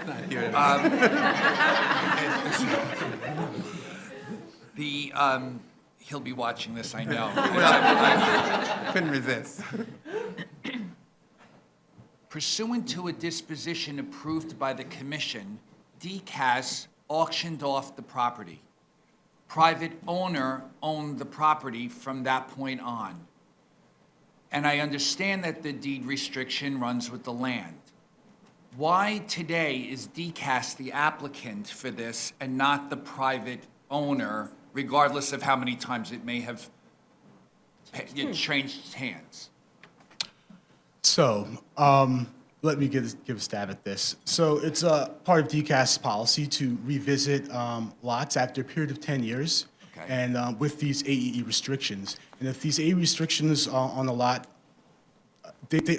with these restrictions, they determine that if the lot's been vacant for a period of 10 years, then they reach out to us and try to remove these restrictions. Even after disposition to a private owner, DCAS retains some... Yeah, well, Brian can correct me if I'm wrong about this, but because of the restriction that was placed on the property, it was disposed of for a minimal price. And so, given the restriction, DCAS was not going to simply remove it at no cost. So the owner had to go, whoever the owner is, if I'm not mistaken, had to go back to DCAS and negotiate, freedom to use the property as the new owner wished. And since that created an increase in value that DCAS did not realize at the time, there was presumably, Brian has said, a negotiation. Yeah, that's right. That DCAS realized an increased value from it, and that's why they are the applicant here. Interesting. I just find the process interesting. And is that the case only with these particular use restrictions? I don't know. We have to ask the vice chairman, and he's not here. Okay, it's just very interesting. It's the first time something like this, at least I'm in my experience, I'm seeing this. I find it interesting. I accept it as the process, but I find it interesting that even after a disposition, the city is retaining some level of control over the property. Well, again, because it wouldn't be any different if there was a deed restriction for some other reason that had to come back. For example, to remove that the property can only be disposed of to a not-for-profit use, wouldn't it? Understood. I guess my point is, once it was disposed of and there was an owner of that property, I could see the need to try to remove a restriction, but I would see the owner of the property being the applicant versus the previous owner of the property having to come back and be the applicant. That's really where I'm seeing my question is being posed based on the fact that it's not the current owner who's seeking the modification to the deed restriction. It's the previous owner who's already disposed of the property. Well, the city. The city, correct, right. meaning the previous. Right. They put the deed. No, I understand that, but there could be deed restrictions on properties all over. It wouldn't necessarily mean the city would come in on behalf of a new private owner to remove it. An owner could come forward and ask to have the restriction modified or removed. I assume in this case it's because literally the city negotiated a price for. Yeah. Ms. Levin. Well, I certainly hope they negotiated a price, because according to Acris, this $4,000 piece of property was sold in the last quarter of 2014 for $165,000. Yes. Now, if a big chunk of that $165,000 is coming back to the city, that makes me feel a whole lot better about this. And in fact, Fred, you did see one of these. We approved one a year ago in Harlem. In March of 2014, very similar situation. And that piece of property changed hands like 3 months after we approved it for $320,000.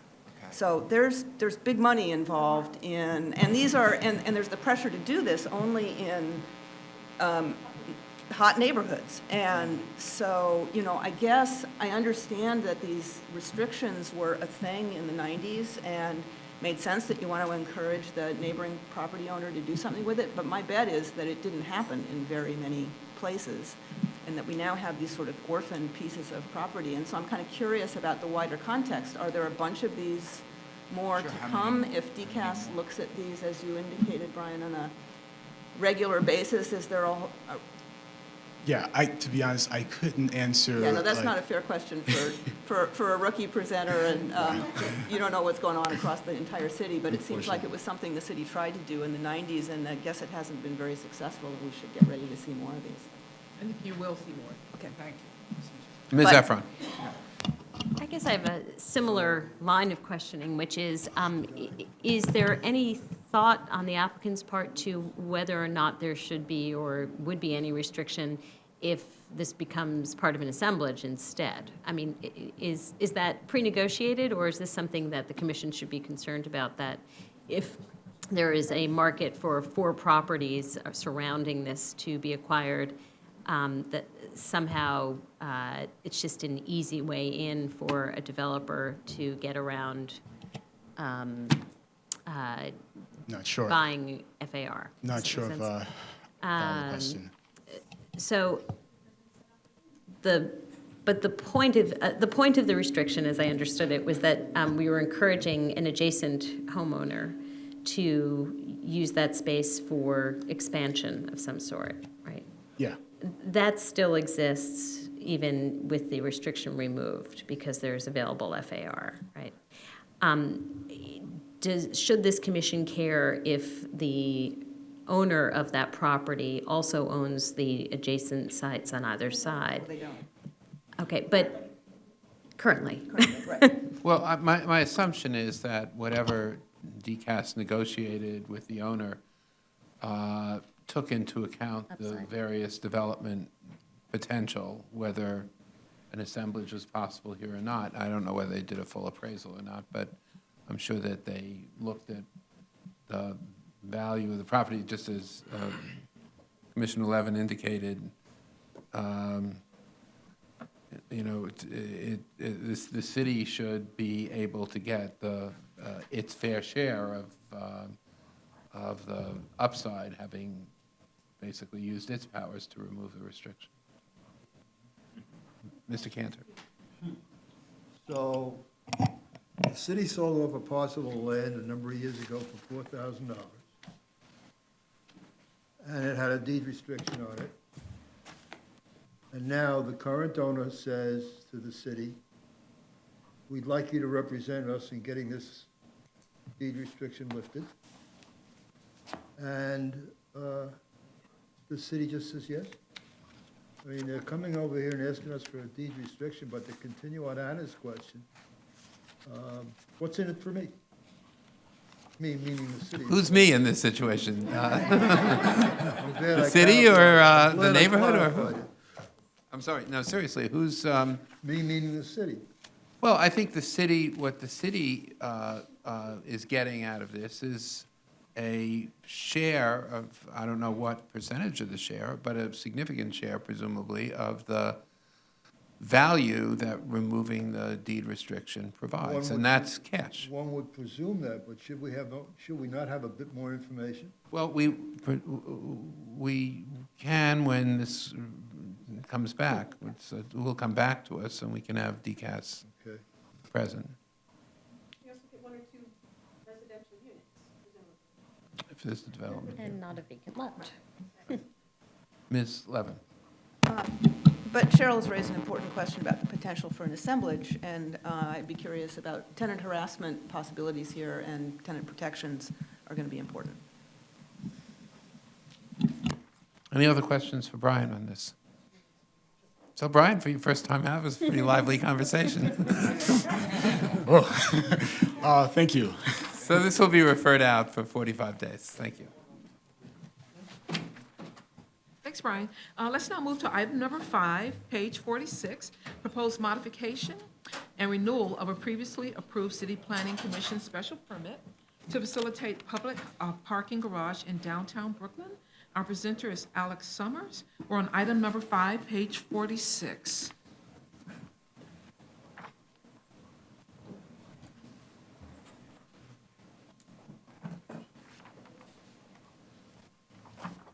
Good afternoon, Chairman and Commissioners. The New York City Economic Development Corporation and Willoughby Operating Company are seeking the renewal of a public parking garage special permit per ZR 11-43 and the modification of a public parking garage special permit per ZR 74-52 for a proposed 694-space underground garage approved in 2004. It's located in downtown Brooklyn, Community District 2. The proposed project, also known as Willoughby Square Garage, is an approximately 50,000 square foot zoning lot owned by the city, and it's bounded by Willoughby, Duffield, and Gold Streets, just north of the Fulton Mall and located within the special downtown Brooklyn district. The site and adjacent blocks are mapped with C64 and C64.5 zoning districts, which are R10 equivalents, have a maximum FAR of 12, and have no maximum height limits. Surrounding land uses include high-density commercial, residential, and educational institutions, including the 16-acre Metrotech campus directly north and the 1.3 million square foot City Point development directly to the east. The area is well served by transit with the Q, B, and R trains located along Flatbush Avenue Extension, and the 2, 3, 4, 5 F, A, and C lines located along Fulton and Willoughby Streets. In 2004, as part of the downtown Brooklyn rezoning, the proposed development site was originally granted a public special garage special permit and was approved for acquisition within the Brooklyn Center Urban Renewal Plan. In addition, a publicly accessible open space was to be constructed at grade above the parking garage. The site was acquired in 2009. The at-grade open space went through a preliminary public design process and was approved by the Community Board in 2010. A developer-operator for the garage was selected in 2010 as well, and the special permit renewal was filed in 2013. The PDC gave full preliminary approval of the open space design in 2014 last year. So as modified, the applicants are proposing to develop an approximately 89,000 square foot, 694 space public parking garage located within 4 below-grade levels, located beneath a publicly accessible open space. 615 of these spaces would be automated self-parking spaces, and 79 spaces would be attended parking spaces. The applicants are also proposing to provide the required 35 reservoir spaces per ZR 101-53 and 72 bicycle parking spaces per ZR 36-70. This facility would also include an accessory automated car wash. So let me just explain how this works.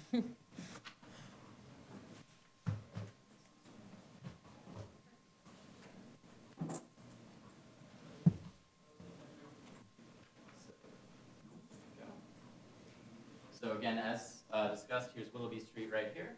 Here's Duffield and Gold Street.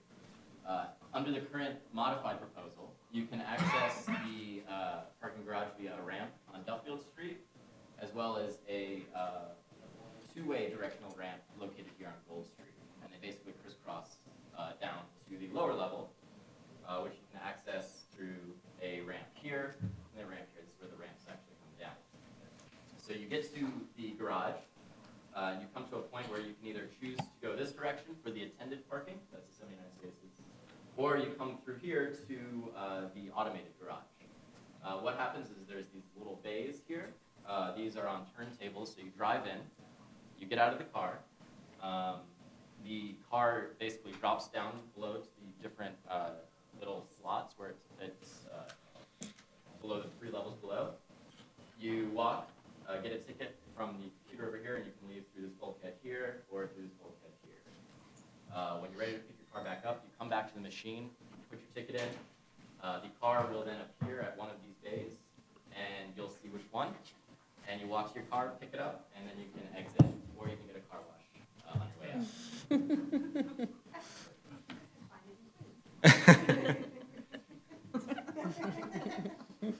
So in addition to the renewal, the requested renewal, the applicants are proposing the following modifications. So as I mentioned, the facility programming has changed since 2004. So instead of being a fully self-service or attended parking garage, it's going from basically 694 attended spots, self-parking spots, to 79 attended spots. The number of reservoir spaces remains the same. And on this plan, I'm going to show you the difference. So the egress and access points are changing. So originally, you can see in the light gray, you would come on this ramp and exit this way. And then there was a proposed private drive for a proposed office tower, which has changed in terms of the downtown Brooklyn plan. So instead of having this one directional ramp, they straightened it out. And you have one way here and two ways. The size of the subgrade facility is changing from basically a 60,000 square floor plate to approximately a 49,000 square floor plate. So the boundaries used to extend beyond the zoning lot into the public streets below. And what they've done is they've shrunk it to be within the zoning lot. Elevator and stairwell changes. So once the operator developer was brought on board and they better understood the programming of the garage, they were better able to place the bulkheads and elevators to get in and out of the garage. As well as an additional lot area increase, comprising approximately 2,600 square feet. And again, this is related to the removal of the private drive, as I mentioned earlier, and just changing the zoning lot boundaries. So in conclusion, EDC and the Willoughby Operating Company are seeking a minor modification of the public parking garage special permit and a concurrent special permit renewal for 694 space public parking garage. I'll take questions. Questions for Alex? Mr. Dwett. Is the car wash a new installation? The whole facility would be new.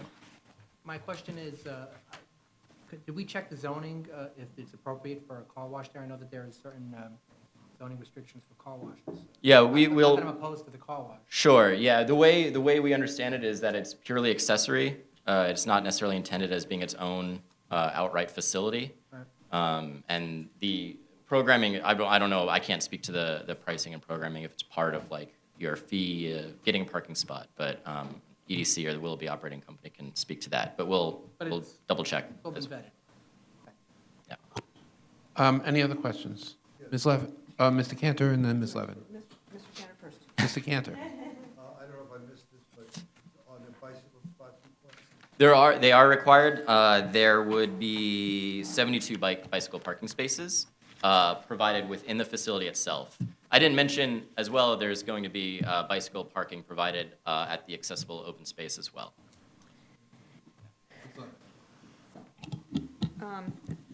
Thank you, Alex. I guess I have 3 questions, and I don't know if you're going to know the answers to many of them. This will be one of the largest automated garages that we've seen here. I know we saw another one in Brooklyn not too far away, maybe 18 months ago. Do we actually have any of these automated garages now open and running, and have we acquired a degree of confidence about the mechanics of it? There's actually a couple in Manhattan. The company Automation runs a couple that already exist. And I'm assuming you're asking about like safety and just and efficiency and cars not getting stuck and people getting the right cars back. And I'll let the applicants speak to that specifically. When it comes back. But they do exist currently in the city. Yeah, okay. So my 2 questions are, this caused me to go back and take a look at the downtown Brooklyn rezoning and the Great Vision in 2004, and it's kind of interesting to see, now we're far enough away, you realize how much development has occurred. It's not exactly as was planned, but, downtown Brooklyn is booming, so that's kind of great. But it also reminded me that that plan included that parking was an important component of that plan, as was this public open space. So I have 2 questions. One is, what has become of the other parking garages that were contemplated in 2004, Fulton Street, Lafayette, and Fleet Place? Have those been built, or are we underserved for parking? And the other is whether these modifications are going to require revisiting the design for the public open space, which is an important amenity as part of the downtown Brooklyn plan. So I'm going to answer them in reverse. Okay, So the public open space has been changed to, it's informed by the operations garage. I didn't go into this in much detail, but here's what's currently proposed for the draft. Actually, it's actually facing like this. Right. So like that. So basically, you can see the ramps again here. What really the biggest, even though they're small, the biggest changes are the bulkhead locations within the park. And so there was basically what happened is the open space was designed before the garage was designed. So when the operator developer came in and figured out in more detail the basic programming of it, this is where they decided the bulkheads and the stairwells needed to go. And so they had to redesign some of the basically open space around that. There was like trees or other hillocks and stuff like that were needed to be modified. And that was basically some of that, as well as, and you kind of referenced this about the change in vision and what's going on in downtown Brooklyn. This was originally seen as an open space for lunchtime workers, whereas now we're seeing more residents, so this is actually seen as more of a program for residences to use. You can see this with the addition of a dog run, bicycle parking. There's more play areas. This is like a water feature, and so that's kind of how it shifted through the design. Okay, so has this modified plan also been reviewed by the community board and the design commission? Yes, Okay. and it's basically been approved the design has been approved by the community board in 2010, and PDC gave their full preliminary approval in last year. So that includes that reflects the changes, the modifications that we're covering. Correct. Today. What's going on is the commission is looking at the garage, PDC is looking at the open space, and they kind of inform each other. Thank you. And let me get to your other question, which was about The 3 other fairly large garages that were part of the downtown Brooklyn rezoning plan. So what actually has happened is we've seen less parking usage in downtown Brooklyn as more people commute by transit. And we've actually recently done a parking reduction as part of zoning changes to the area. It's basically 0% for affordable housing and 20% for market rate units. And so we've actually seen some of the property owners using this. 388 Bridge Street is an example where they built out a parking garage and they came in to reduce their parking, and have now, instead of having parking garage, they now have community facility and commercial space. And so we are seeing people take advantage of these reductions. And so this will actually be kind of like a reservoir for a lot of the other developments that are going up. And they're basically going to be using this garage to fulfill some of their required parking, including not just residential developments in the area, but also hotels. I see. And so there's been a reduction in actual need for Which parking. may particularly lend themselves to the automated feature if it's a resident or a hotel that is a habitual user of that Exactly, garage, exactly. not transient stuff. Okay, thank you. Ms. Efron? A few months ago, maybe 2 months ago, we heard that the new parking permit regulations required electric car chargers. Can you just clarify, does the fact that this is a minor revision mean that they're not required to have electric car chargers, or is it the issuance of the permit by Consumer Affairs or whoever regulates the parking garage that the date of that determines how many electric cars are parking is required? Actually, I don't know the answer to that, so I'm gonna have to, I'll get back to you. I can't So respond. Yeah. just to say that it would be important to know how many if there's electric car charging there, especially if it's the primary place or reservoir for cars in the area. Ms. Ortiz? Oh, Ms. Ortiz, then Mr. Cantor. Thank you. There's a lot of office development and retail development happening in this area as well. Do you have a sense of, the degree to which those particular users, prefer or are interested in using this and other spaces? I mean, I heard you talk about residential demand, but we have to think about this as really an office hub. It's as critical that this serves those users as well. Absolutely. I mean, this is the city's third largest CBD, and it does meet, it meets those kind of criteria. Again, when it was first envisioned, it was envisioned as an office, parking garage facility. With the kind of the shift towards more residential and more retail,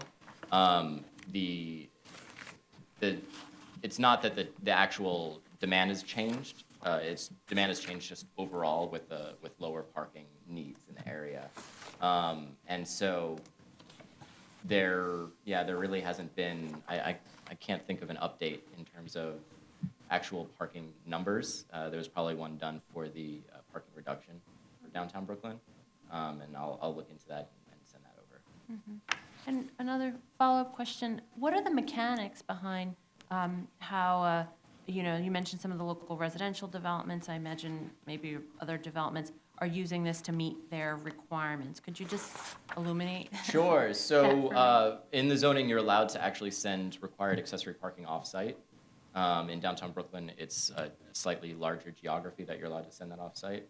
And what happens is, just like any garage, you can do hourly, daily, monthly parking space reservations, basically. And so if you if you're a developer, you can reserve a block of these for your development, so you can prove that it's accessory off-site parking.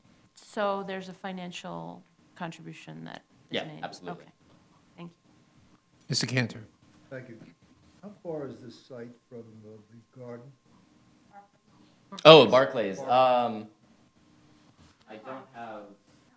Will it be a service facility? For It couldn't be part of their accessory need because it's outside of the geography. I think it's probably closer to half a mile or more. It's all the way down Flatbush Extension, but it's conceivable that Barclays users could use this garage.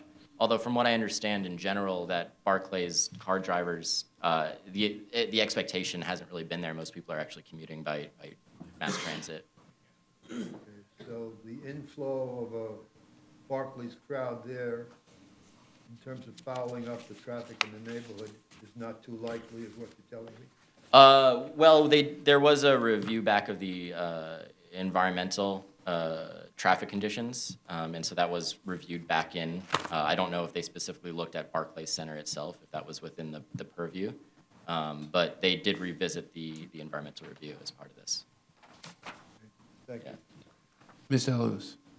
So two thoughts on the Barclays. I mean, I can tell you that people advertise for Barclays parking all the way getting on to the Manhattan Bridge, right? So, you know, the area that people believe is the accessible via parking and what the environmental review are two different things to keep in mind. The question I have really has to do with the delay between when the community board reviewed and approved the design back in 2010 and then, you know, when the special permit was submitted to DCP. I mean, it's just a long time. I'm a bit concerned that, you know, a lot of things have changed in 5 years in that area, and people may have new ideas, which might further delay things.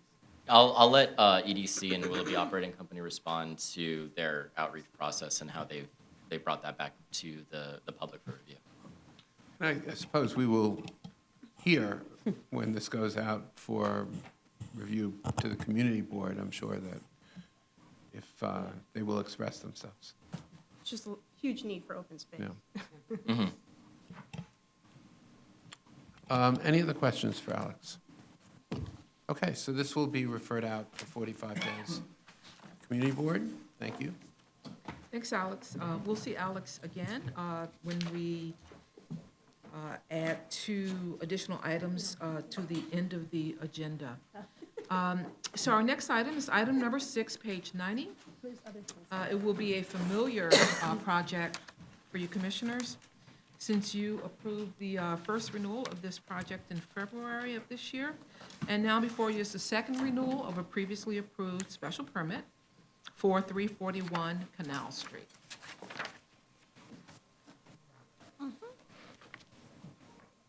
Presenter is Sylvia. We're on item number 6, page 90.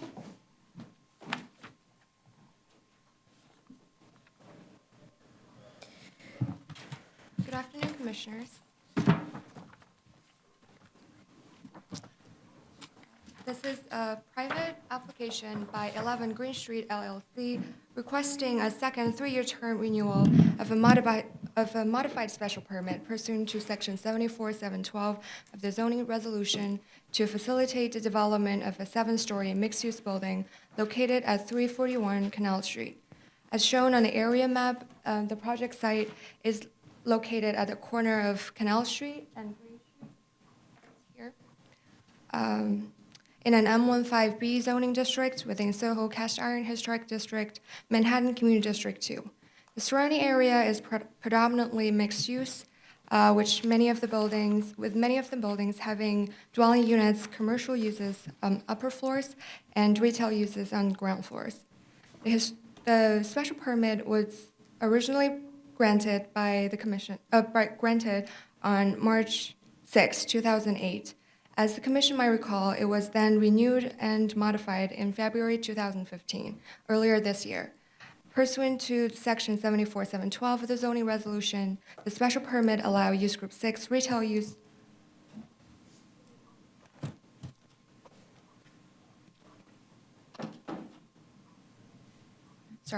The special permit allowed Use Group 6 retail use on portions of the ground floor and the cellar, and Use Group 2 residential use on upper floors of the proposed building. The special permit also modified the height and setback regulations to allow the proposed bulk.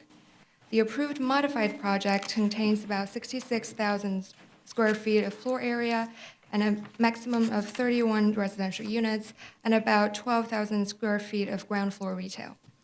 The application was referred out to Manhattan Community Board 2 on April 3, 2015. CP2 reviewed the application and chose not to submit recommendations. In addition, the applicant confirmed that they are still committed to the construction mitigation strategies as stated in their letter at the time of the last approval, which is included in your package. According to the applicant, construction was delayed, but the facts upon which the special permit was approved, modified, and renewed have not substantially changed. Currently, the site is still vacant and prepared for excavation. That's all. Any questions? You all will recall this. By a show of hands, will you assent to sending an approval letter to DOB? Okay, thank you, Sylvia. Thanks. Our next item, item number 7, page 132, is a proposed special permit to facilitate residential development at 41 Great Jones Street. Our presenter is Joel. It's a Manhattan pre-hearing application. We're on item number 7, page 142. 132, sorry.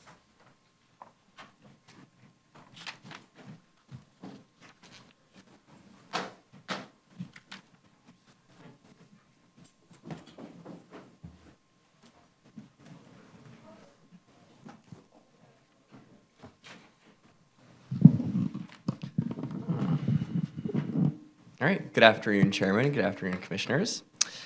This application is returning as a pre-hearing item after review by the Manhattan Community Board 2 and Manhattan Borough President. The application seeks approval of a special permit to facilitate the conversion of an existing commercial building into an entirely residential development at 41 Great Jones Street. This is located in the NoHo Historic District Extension within Manhattan Community District 2. The requested actions will allow the Commission to modify the use regulations within the underlying M15B zoning district. 41 Great Jones Street is located on the south side of Great Jones Street, between Lafayette Street to the east Bowery to the east and Lafayette Street to the west.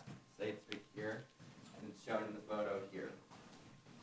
The surrounding area contains a mix of residential, commercial, and industrial uses. The industrial uses within the surrounding area are predominantly joint living work quarters for artists. The neighborhood has become increasingly residential in recent years, with Great Jones Street in particular containing primarily residential or mixed residential and commercial buildings. Currently, 41 Great Jones Street is improved with a 5-story commercial building. It's 60 feet, 5 inches tall, and has an FAR of approximately 4.41. At the time of certification, the building was occupied with Use Group 6 commercial uses on the upper floors and a non-conforming use Group 6 art gallery on the ground floor and cellar. And since certification, the leases for these tenants throughout the building have expired, and now the building is vacant.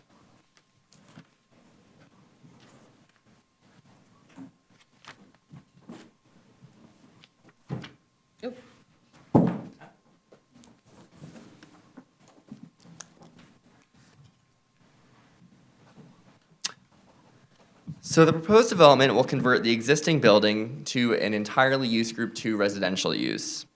In total, it will be 6 stories, so a duplex or penthouse addition will be added. And in total, the building will be 73 feet, 6 inches tall. It will comply with the height and setback regulations of the M15B zoning district, and it will be and it will reach the maximum FAR of 5.0. In total, the building will contain 3 dwelling units. There will be 1 triplex unit on the cellar, ground floor, 2nd floor, a duplex on the 3rd and 4th floor, and then another duplex on the 5th floor and within the penthouse addition. And to facilitate this proposed conversion, the applicant seeks approval of a special permit pursuant to Section 74-711 to modify the use regulations within the M15B zoning district. And again, this will allow for the Use Group 2 residential uses throughout the building. So the application was certified and referred out to the public on February 2nd, 2015. At its full board meeting on March 19th, Manhattan Community Board 2 adopted a resolution recommending denial of the application unless 2 conditions are met. The first is for the applicant to provide sufficient documentation that the 3rd, 4th, and 5th floors of the building are eligible to conversion to market rate residential use. In response to this, the applicant prepared a letter, which is in your briefing packages. And this letter provides a detailed history of the building's tenancy and the legal rationale for converting the upper floors of the building to market rate residential use. The second condition by CB2 is to reserve 2 full floors of the building for JLWQA units, that's joint living or quarters for artists, and this is regardless of whether the upper floors of the building are subject to rent stabilization. This is to preserve again, the mixed-use nature of the neighborhood. So on April 30th, the Manhattan Borough President issued a resolution recommending disapproval of the proposed project. The recommendation expresses concerns for the continued use of the special permit pursuant to 74-711 to eliminate conforming uses in favor of residential use in Soho and NoHo. Moreover, the recommendation states that according to the Borough President's understanding from the Loft Board, that floors 3 and 5 of the building are still subject to rent stabilization. And specifically because it's their understanding that the Loft Board interprets that rent stabilization laws are attached to units and not the tenants. And so the memo that's provided in your briefing packages from the applicant states that those laws are attached to the tenant. So there is a bit of a contradiction here, and staff have reached out to the Loft Board for clarification, and as soon as we have that clarification, we will share it with you all. Questions for Joel? Ms. Levin. Joel, you basically answered the one question I came in here with, which is, what up with this argument? Okay.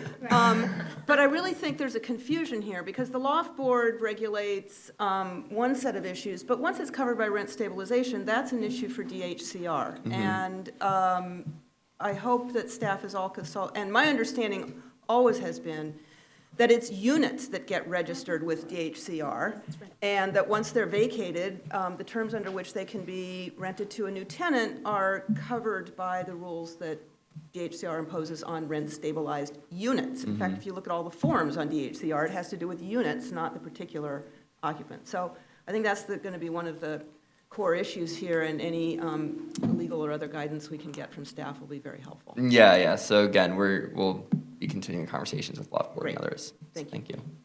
Ms. Efron. I had a question about the department's sense of the mixed-use nature of the neighborhood. It's very hard to tell from the street exactly what the upper floor uses are. Are they mostly office spaces and residential mixed in, or is it the other way? Is it mostly residential with a few upper floor office spaces? And the reason I'm asking is, if the commission does nothing here, this would remain office space, correct? The conforming use would be office. Except ground floor. Yeah, that's correct. Okay. So to answer your question, I mean, I don't know the exact composition, but I mean, I do think we know that the zoning in Soho and NoHo is complicated, and so it's something that we think about a lot here. So I think we know that we need to do some additional analysis, kind of thinking more long-term, for sure. Mr. Marin. One question, Joel, and I couldn't find it in any of the materials. Is the building vacant currently? It's currently vacant. At the time of certification, it was occupied, but the leases for the upper floors expired on February 28th. The lease for the ground floor expired at the date of certification. February 20th this year? Yes, this year. Thank you. As you know, Joe, I have a sort of a more fundamental problem here, which is, how does this applicant meet the findings? I mean, if you think about the sweep of this history of this building over the last 25 years or so or more, it's been occupied, when it's been occupied, by conforming uses, whether it's been JLQWA or commercial uses. They've been conforming uses, including post-certification. And I don't see how the applicant meets the finding that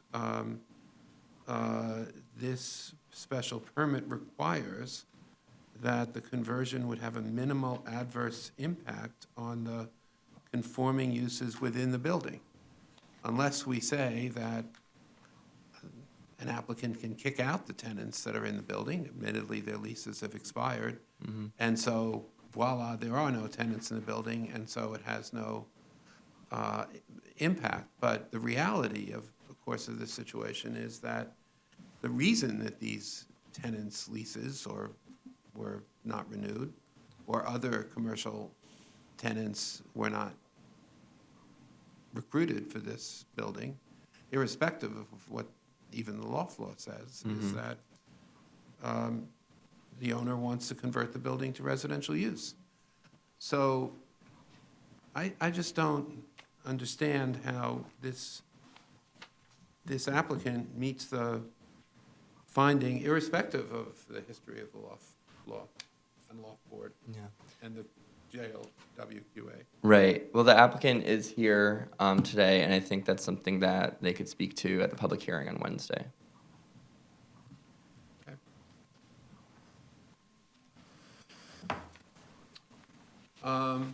Any other questions today for Joel? Okay. Public hearing on Wednesday. Thanks, Joel. Let's now advance to item number 8, page 179, the Staten Island pre-hearing application with respect to a draft environmental impact statement associated with the Staten Island Mall enlargement, returning from Community Board review. We're on item number 8, page 179, and our presenter is Barry.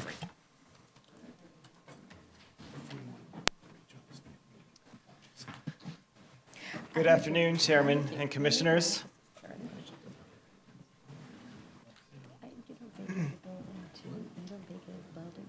The Staten Island Mall Enlargement Project is scheduled for a draft environmental impact public review meeting hearing on Wednesday.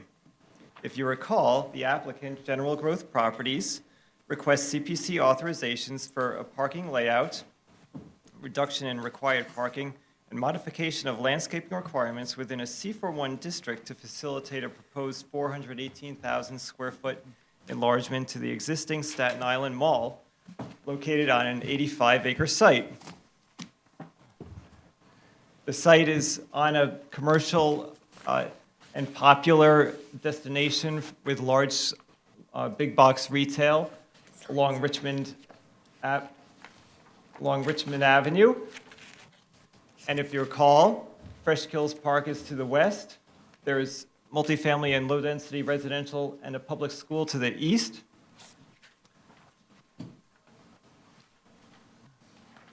Excuse me.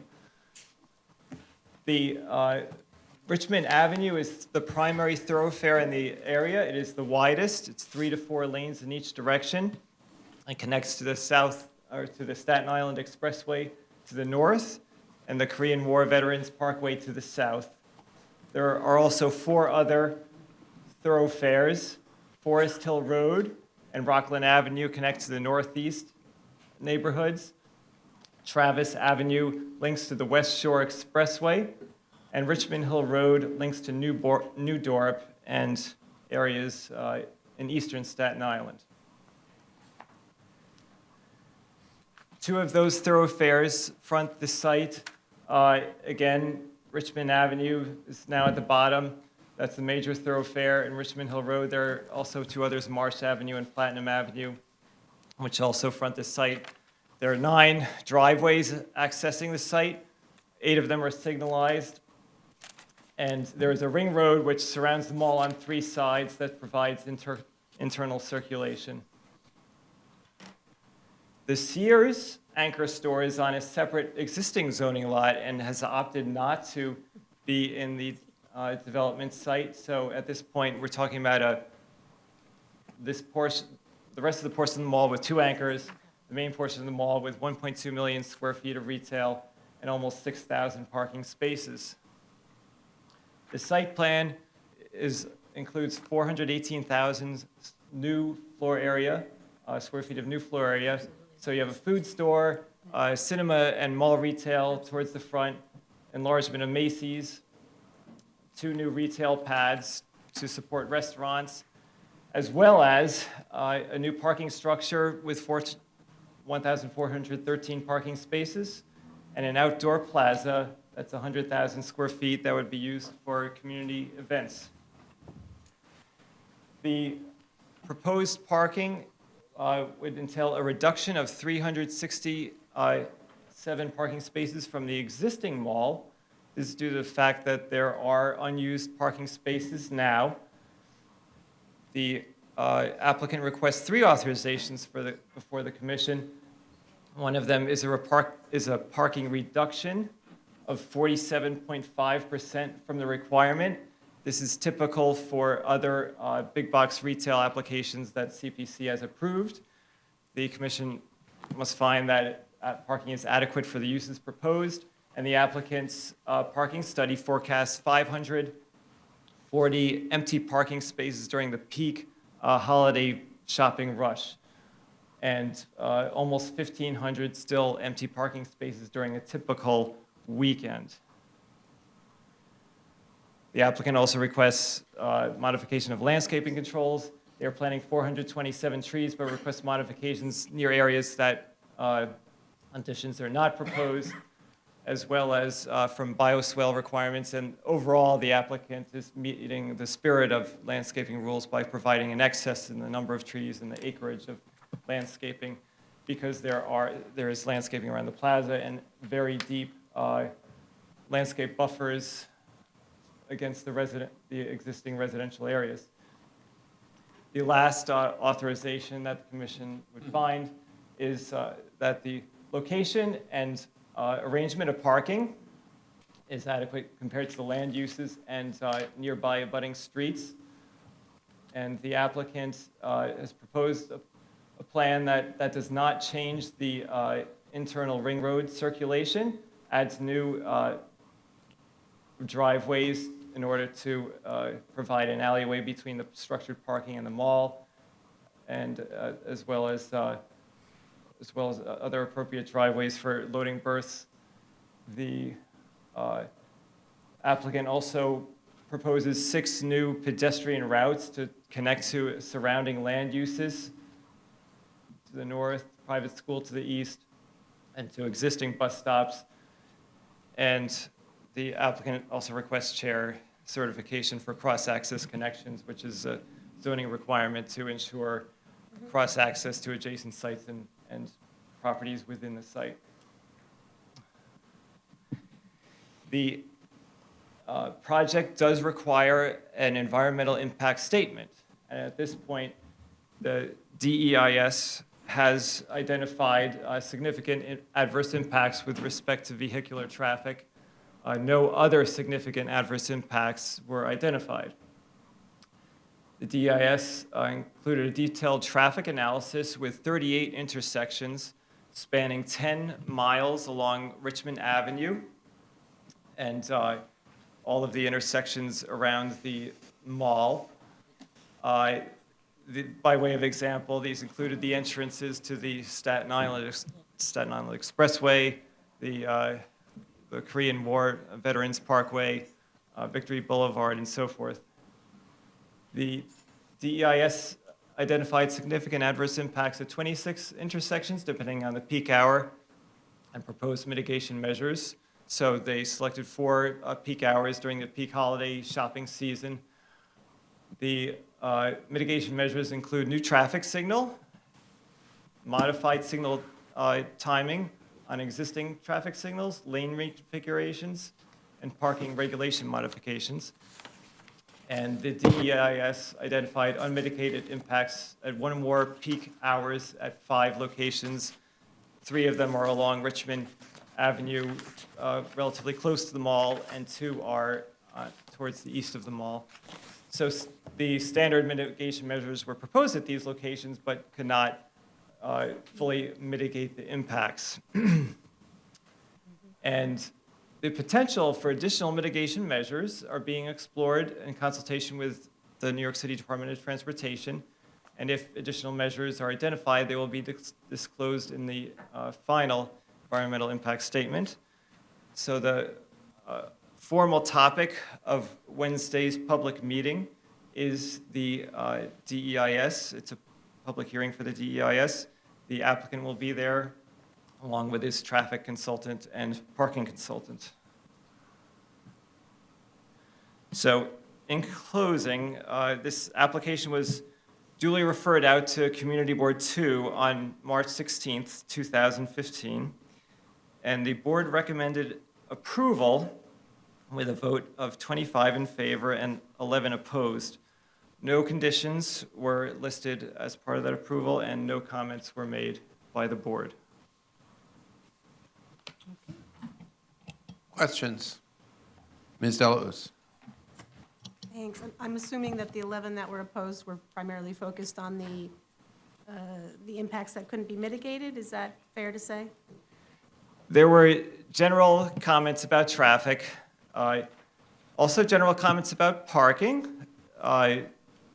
Given the number of leftover spaces, one might imagine they would like to park closer. And it would be noted that this includes a parking structure which would actually increase the number of parking spaces that are close to the mall. Okay. Thank you. Ms. Ortiz, and then Ms. Besser? Hi. I know the last time you presented, we talked in a little bit of depth about alternative, transportation options, perhaps non-fossil fuel alternatives. And I think, in light of One New York, which, was recently issued, it would be nice to see how those alternatives are really being incorporated here.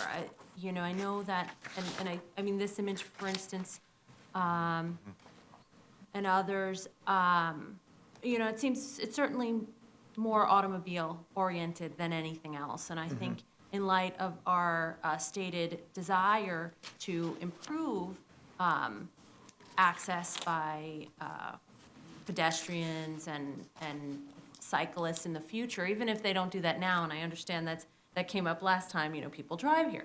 But we are looking at a future where we're hoping that more and more people have alternative options. And if we don't incorporate the infrastructure to make it safe, we're going to effectively prevent them from doing so. So I don't know if you could speak to that and if there are alternatives. I mean, I think it's interesting you said there's a traffic consultant and a parking consultant. Likely interested in improving the flow of automobiles, but what about, the pedestrian and the cyclist? Right. Yeah, those are great points. And we are excited to see that there are improvements to the pedestrian circulation right now. There's one path essentially that's continuous, you could say, from the nearby residences to the mall. Whereas most of these are going to be added. And I had noticed this before in my abbreviated presentation now, I didn't mention it, but the Springville bike path was recently constructed, and that is, in one sense, the front face of the mall. And so that would certainly have crosswalk connections and cyclists. At this point, it's presumed that they could, ride on the driveways as they are relatively low speed. And when I've been there, it's not like there's been a continuous stream of traffic on these driveways that they could use to access the mall. So there are definite improvements to the pedestrian circulation and the cycling access.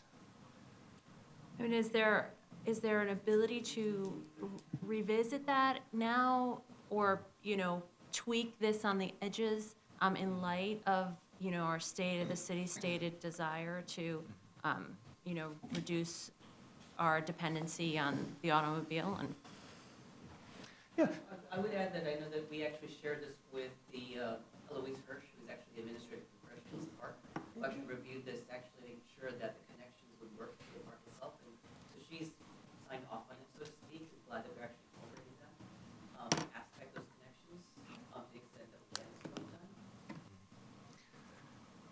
Yeah, and I could add that the applicant will be here on Wednesday, and while it's not the formal topic of the DIS hearing, it's something that they would be available for answering questions like that. Thank you. Ms. Besser? Thank you, Chair. Thank you, Barry. Just two questions for now. I wanted to know, number one, how many temporary and permanent jobs would be created as a result of this development? And the second question is, while Sears is not part of this development, are there future plans to extend the ring road through the Sears parking lot in an effort to relieve traffic on Platinum Avenue, or some type of cross access? Yeah, The EIS mentions 943 new jobs. I'm not sure what the mix is of, full-time versus permanent, but we'll certainly, get back to you on that. And the other question regarding the circulation, I believe you are speaking with respect to the, at this point, the ring road goes into Platinum Avenue. So for most of the site, ring road circulates the mall, but traffic would need, or now uses Platinum Avenue and would continue using Platinum Avenue to get around the mall. And so that's, there's no development proposed within the Sears property. And, if you want any further clarification on that, the applicant will be available. Right, for future development. Right. Thank you. Any other questions for Barry right now? Barry, do you know how many will there be a lot of people testifying on this on Wednesday? I do not know, other than the applicant, of anybody testifying. I would note that at the draft scoping session, no one attended other than the consultants, so we're not necessarily expecting anyone. That was before the community board presentation, which was... We can touch base with the new board, but not stay in. Okay, thanks. Hearing on Wednesday.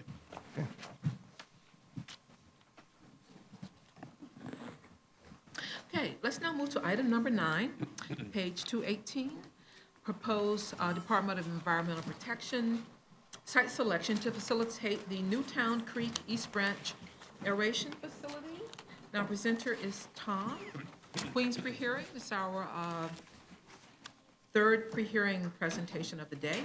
We're on item number 9, page 218.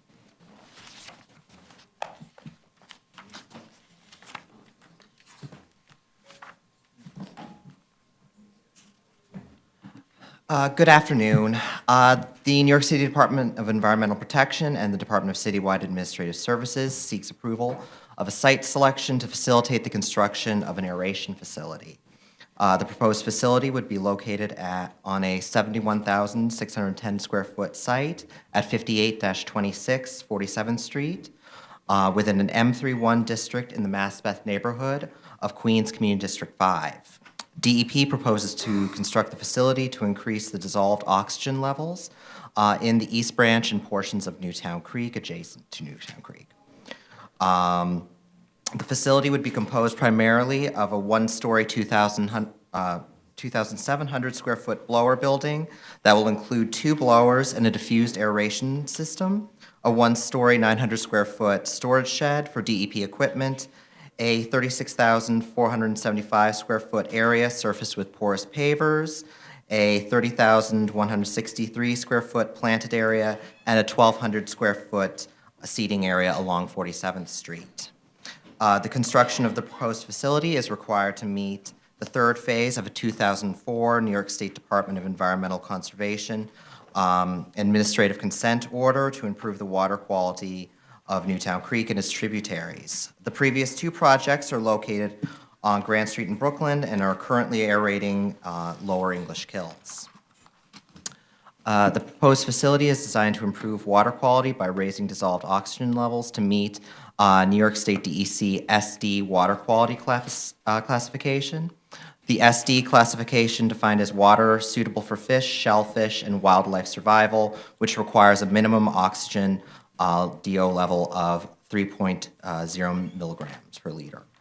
Currently, during the summer months and other warm weather months, dissolved oxygen in the water goes to levels near 0. The proposed facility would raise DO levels by compressing air and blowing it down air header pipes laid along portions of the East Branch and Upper Newtown Creek. The proposed blower building would house 2 of these blowers. The air head or piping would be weighed down by concrete ballasts that could be removed as needed. The blower building functions as a machinery space for the aeration system blowers. The blower building would have a floor area of 2,700 square feet. The proposed facility would not be staffed full-time, but DEP Staff would visit the site daily when operational and weekly when non-operational. The 30,375 square feet of southern portion of the site would be occupied by a rain garden planted with a meadow mix, which would also capture and slowly filtrate storm water runoff from other portions of the site. To facilitate the proposed action, DEP pursued a mayoral override of the requirements set by waterfront zoning. The proposed facility would be located on a waterfront lot in an M31 zoning district and is classified as a Use Group 6D public service establishment. Pursuant to zoning resolution section 6252, such developments must provide public access to and along the waterfront. Given the isolated location of the facility, DEP believes that safety and security issues could arise and that compliance with these requirements is not in the public interest. Because of DEP's concerns, a mayoral override was granted. In the request for the override, DEP stated that in the future, such safety and security concerns can be addressed, DEP is committed to working with the community to provide public access on the project site consistent with project requirements and discussions with the community board. Essentially, it would be if other sites that were adjacent were to be developed with connecting waterfront public access, DEP would then act to provide it on this site. Also, through their consultations with Queens Community Board 5, DEP did agree to provide benches along 47th Street and trees to provide a seating area. Community Board 5 voted 27-8 to approve the application without making an official recommendation. However, the letter they submitted did strongly suggest that DEP act in the near future to provide some sort of public access. The Queensborough president approved with the recommendation that DEP should work with community to provide public access and a promenade as part of the project, and that DEP should also work with the same stakeholders to see if any other of their properties in the area could be used for such a public access space. And this will be heard on the hearing on this Wednesday. Any questions? Thank you, Tom. Ms. Efron. Newtown Creek is Yes. such a symbol of an old industrial past, and in light of our presentation at the beginning of today's session, it seems like a wonderful idea and ideal to have fish come back. And I am very sympathetic to the community's hope that there will be access to the waterfront at some point. But in the interim, I think I mentioned this once before, if there can just be assurance to the commission that, in fact, there will be signage making it clear that the fish are not safe yet. Yes. And Yes. et cetera. Yes. Okay, thanks. Assume DEP will be here on Wednesday? Yes, DEP will be here. Ms. Levin.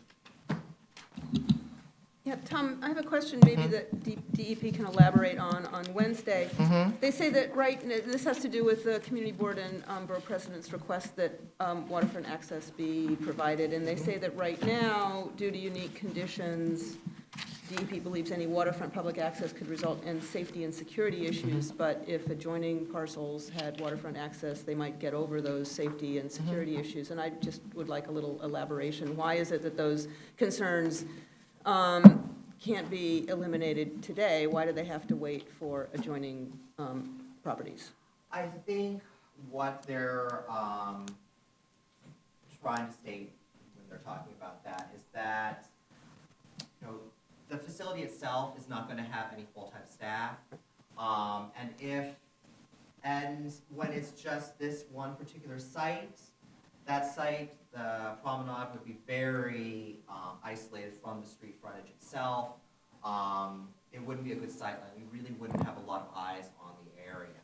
Now, if either of the properties to the north or south were to be redeveloped, most likely the uses that would cause the requirement to come into effect would be fully staffed, commercial businesses, retail, something along those lines that would actually bring more people into the area, have a more regular usage, not just a crew team coming through once a day or once a week. So I think that having more people in the area, having more active uses, and just having better connectivity. I think it, yeah.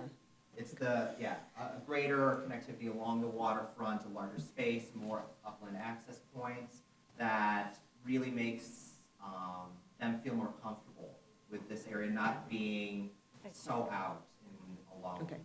Because on the one hand, right now, it does not look like a very appealing neighborhood for waterfront access, but on the other hand, there is the sewage treatment plant further down Exactly. that has really pretty spiffy waterfront access space. Gorgeous. Yeah, so that's a good template for what we could hope for here, maybe.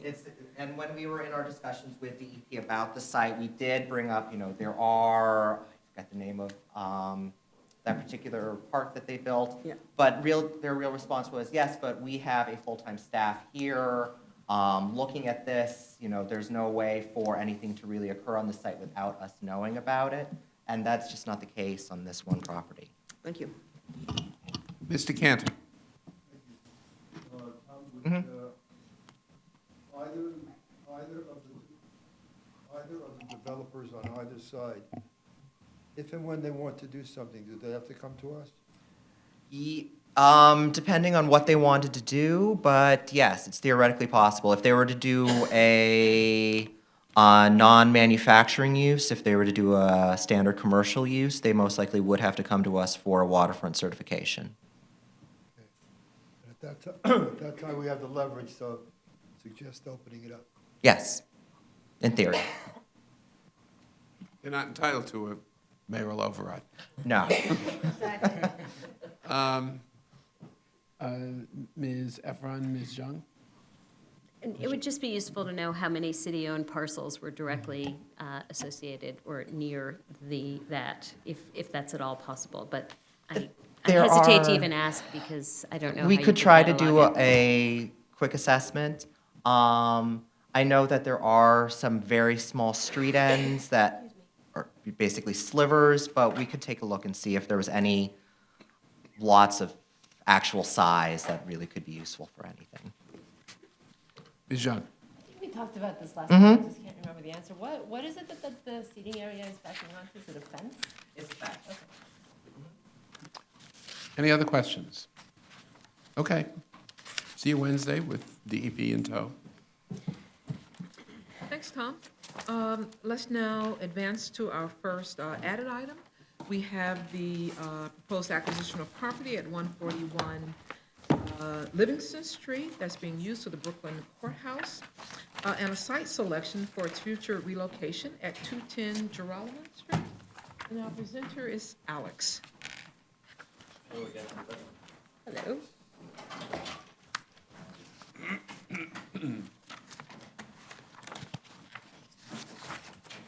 Good afternoon again. So the Mayor's Office of Criminal Justice and the New York City Department of Citywide Administrative Services are requesting an acquisition of approximately 210,000 square feet of court uses at 141 Livingston Street and a concurrent site selection for the court's relocation to the Brooklyn Municipal Building located at 210 Drolleman Street. Both sites are located in downtown Brooklyn Community District 2. So 141 Livingston is located here, and 210 Drolleman is located here. It's a little bit hard to see, but it's basically the same one. The area's densities and uses are consistent with their location within Brooklyn's Central Business District, with portions falling within the Borough Hall Skyscraper Historic District, which was designated in 2011. The site is also within the Court Livingston Skirmerhorn bid, part of the Downtown Brooklyn Partnership catchment area, and is extremely well served by transit, including the A, C, 2, 3, 4, 5, N, and R subway stations, and multiple bus routes converging at stops within 1 to 2 blocks of the site. MockJ and DCAS are requesting a site selection and acquisition for a lease renewal and expansion of 3 court functions: the civil court, housing court, and small claims court. And I'll briefly explain what those uses are in case you're unfamiliar. So the civil court has a jurisdiction of real property actions not involving more than $25,000 in monetary limit. Cases generally seek an award of a money judgment and include actions involving small loans, goods sold or delivered, labor and services, and hospital bills. This court handles approximately 100,000 cases per year and has 92 employees. The Housing Court is devoted to proceedings involving the enforcement of state and local laws related to housing standards and include cases involving non-payment of rent, post-eviction proceedings, 7A tenant control actions, and HP repair actions. This court handles approximately 75,000 cases per year and has 104 employees. And then finally, the Small Claims Court is a simple and an informal court where people can sue for money without a lawyer. Has a monetary jurisdiction of up to $5,000 and includes cases involving damaged personal property, recovering deposits, failure to pay for services, and breaches of contract. This court handles approximately 6,700 cases per year and has 8 employees. In total, the courts operate Monday through Friday, 8:30 to 4:30 p.m., and until 7 p.m. on Thursdays. They receive approximately 3,000 visitors per day and are currently assigned with 273 employees. The courts have operated at 141 Livingston since 1973.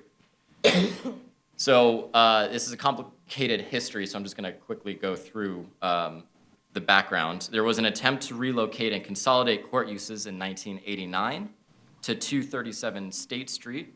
However, the application was withdrawn due to public opposition related to the proposed new construction. In 1995, the court functions were approved for a lease renewal and expansion, but that was restricted to a term of 10 years, which expired in 2005.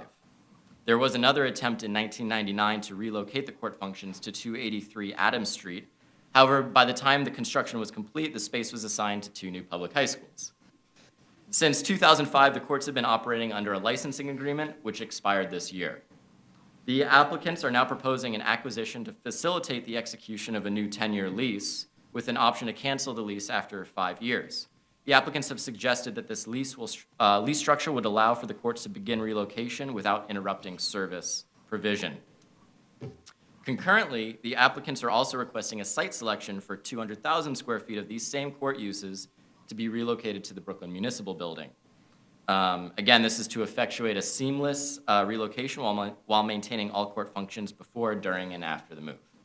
And available for questions. Questions for Alex? Ms. Delos. Sorry I had to step out, a coughing fit there. Maybe when I stepped out, you touched on this, just on the timing. And I just want to say this is long overdue. Housing court in particular is absolutely atrocious. And folks need proper facilities so they can be treated with the level of respect they need. So I think the move is quite important, so the timing. Of the move. So basically, my understanding is that through the the acquisition, it gives the courts and DCAS enough time to prep the municipal building to effectuate this move. So what my understanding of the new terms of the lease are would be a 10-year lease with the option to cancel that lease after 5 years, understanding that 5 years would be enough time to basically prep the municipal building, relocate or move the existing uses that need to be consolidated or moved, and then they can start moving the courts over. Thank you. Any other questions for Alex? Mr. Dweck. As a percentage of the municipal building, how much of it will be used for these court functions? So the current municipal building is about 530,000 square feet, so a little less than half is 200,000 square feet. And that includes also, if you guys recall, there was retail that was introduced in the condo unit on the ground floor. So that total 530 includes that as well. And I believe Department of Buildings used to have an office there, or still has an office? Still. And it'll be maintained? Believe so. Currently, they don't have the full plan set for which tenants would be moved, consolidated, or moved out. Is the building currently full? Actually, when we took a tour, some of the vacant space was former court uses. So there is a small amount of vacant space, but not the whole 200,000 square feet.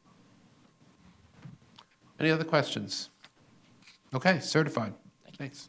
Thanks, Alex. Let's now move to our second added item. It's a proposed site selection and special permit to facilitate the new construction of an FDNY Rescue 2 facility in Community District 16 in Brooklyn. And our presenter is Corin.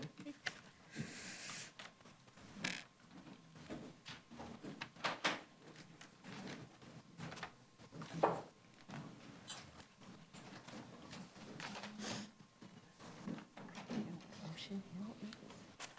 Where is Ocean Hill? Where is Ocean Hill? Oh, never heard of it. Wait, Brownsville. It's the other side of, I know Brownsville. Good afternoon.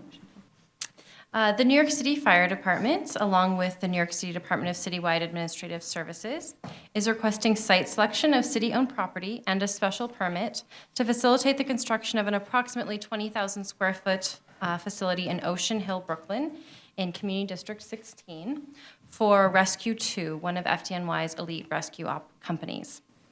The special permit would permit a fire station in an R6 zoning district, as this use is not permitted as of right in a residential district. The proposed Rescue 2 facility is part of the Fire Department's Special Operations Command. The Fire Department has 5 such rescue companies, 1 located in each borough. The proposed Rescue 2 facility would serve the surrounding local area, as well as respond to calls for a rescue company throughout Brooklyn and the greater New York City area. Rescue 2 is currently located at 1472 Bergen Street in Crown Heights, Brooklyn, in Community District 8, approximately 1 mile to the west of the proposed location. This is a 3,975 square foot firehouse. It was built in 1893 and is one of the smallest in FDNY's inventory. Due to its size, actually much of the equipment is kept outside of the facility in sheds and in the outside yard. And this has hindered response and operational readiness for this facility. FDNY and OMB have determined that a prototypical firehouse for a rescue company requires approximately 20,000 square feet of area.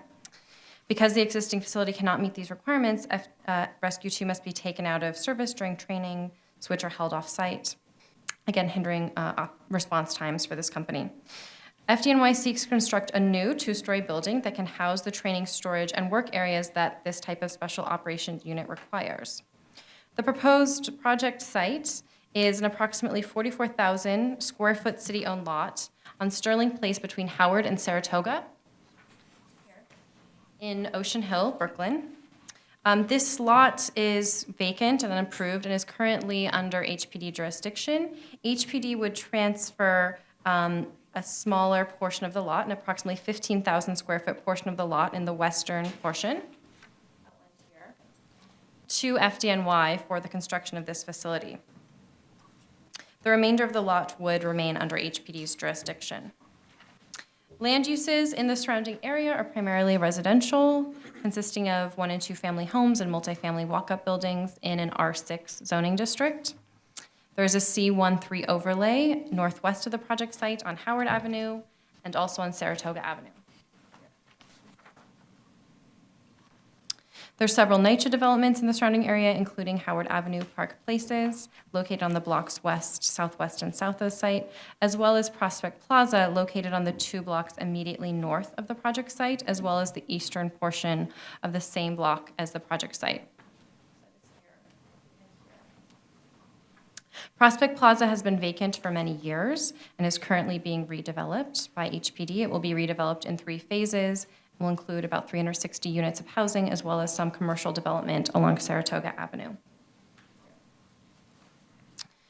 Public facilities and institutional uses in the area include PS 178 Annex, located on the same block as the project site, and PS 12, 2 blocks to the north of the project site. Public transportation in the surrounding area includes the B7 bus along Saratoga Avenue and the B12 bus along East New York Avenue.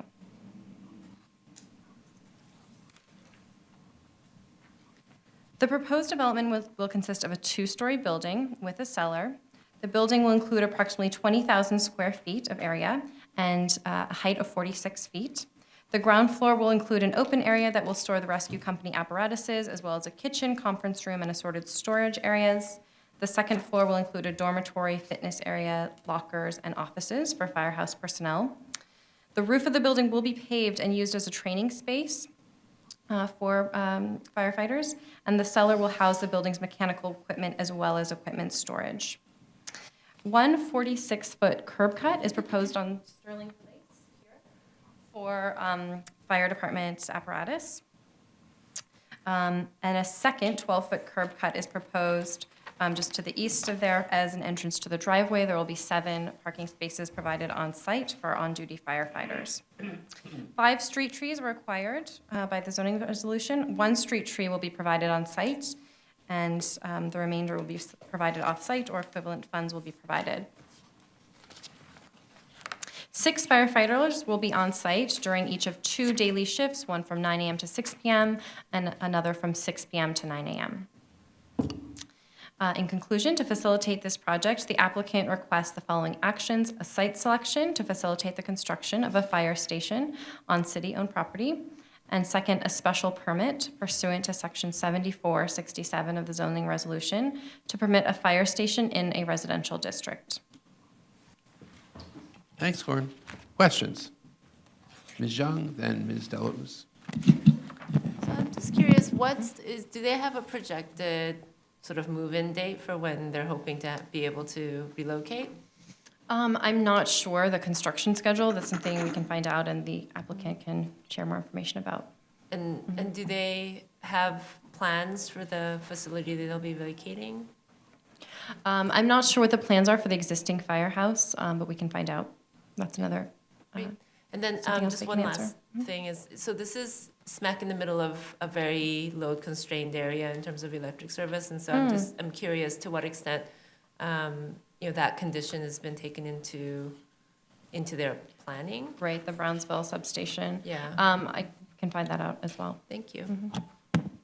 Ms. Deluz. It's actually been answered. I did have a question. Ms. Levin, then Ms. Efron, then Ms. Ortiz. Yeah, it's actually, square in the middle of a solidly residential neighborhood surrounded on all sides by, small, low-scale buildings, and it wouldn't seem to me an obvious place to put a regional facility like this, but I certainly understand the need of finding a new one. So I hope in the course of the public review process, we can get greater reassurance that this really is an appropriate and not disruptive location for this. I noticed that the environmental assessment statement and the traffic analysis follows the regular recipe, but it only analyzes traffic from people working in the station. It doesn't say anything about apparatus runs going and coming and sirens and, what's it going to be like? And there are very little houses right across the street from this. What's it going to be like living right across the street? And secondly, one of the findings for this is that, for the finding for the special permit that allows this to be located in a residential area says that such use will serve the residential area within which it is to be located, but that makes it sound like it's really supposed to be a local firehouse, and in fact, this is a regional use, so does it really meet the finding? That's not for you to answer now, but it's what's on my mind for when it comes back. Ms. Efron, Ms. Ortiz, then Ms. Deluz again. I was wondering about the design of the facade, since it is such a low-scale residential neighborhood, and this perspective, which is not really there, makes it look as if there's an extra especially wide sidewalk, since the people look very teeny by comparison. And I'm just trying to figure out what the neighborhood interaction to the space will be, if there will be somebody to explain that, and also where the fire trucks, when serviced or cleaned, would be, and would that block access to the sidewalk for the residents in the neighborhood? Great question. Ms. Ortiz. Yeah, and following upon Commissioner Levin's comments, I noted that, there's mention that the noise generated from firehouses are sirens and fire apparatus, but then conveniently says that these are exempt from noise emission requirements. And that may be true, but, I wonder about the frequency, the anticipated frequency of these noises, and are we really making life untenable for residents who were there first, in a way? I understand the need to find a location for this, but again, it does raise some concern that we're creating we're diminishing quality of life potentially, but it's hard to know that at this time.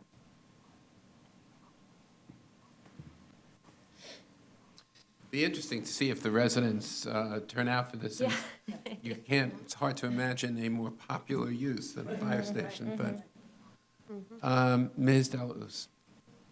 So the question I have actually, based on some of the other questions that came up, why the location towards the middle of the block versus a corner? This corner here. Yeah. So, great question. So it might be hard to tell on this map, but there's actually two different lots here. There's this T-shaped lot owned by HPD. Yeah. And then this corner lot that's more of an L Yeah. is actually NYCHA property. Uh-huh. So, that's not city-owned property really here on the corner. And this is going to be phase 3 of the Prospect Plaza development here at Saratoga. No more housing, right about. There will be more housing there. Mhm. Okay. Ms. Young. So, I also just was wondering if we could get whether there's any history on any attempts to actually expand the existing facility.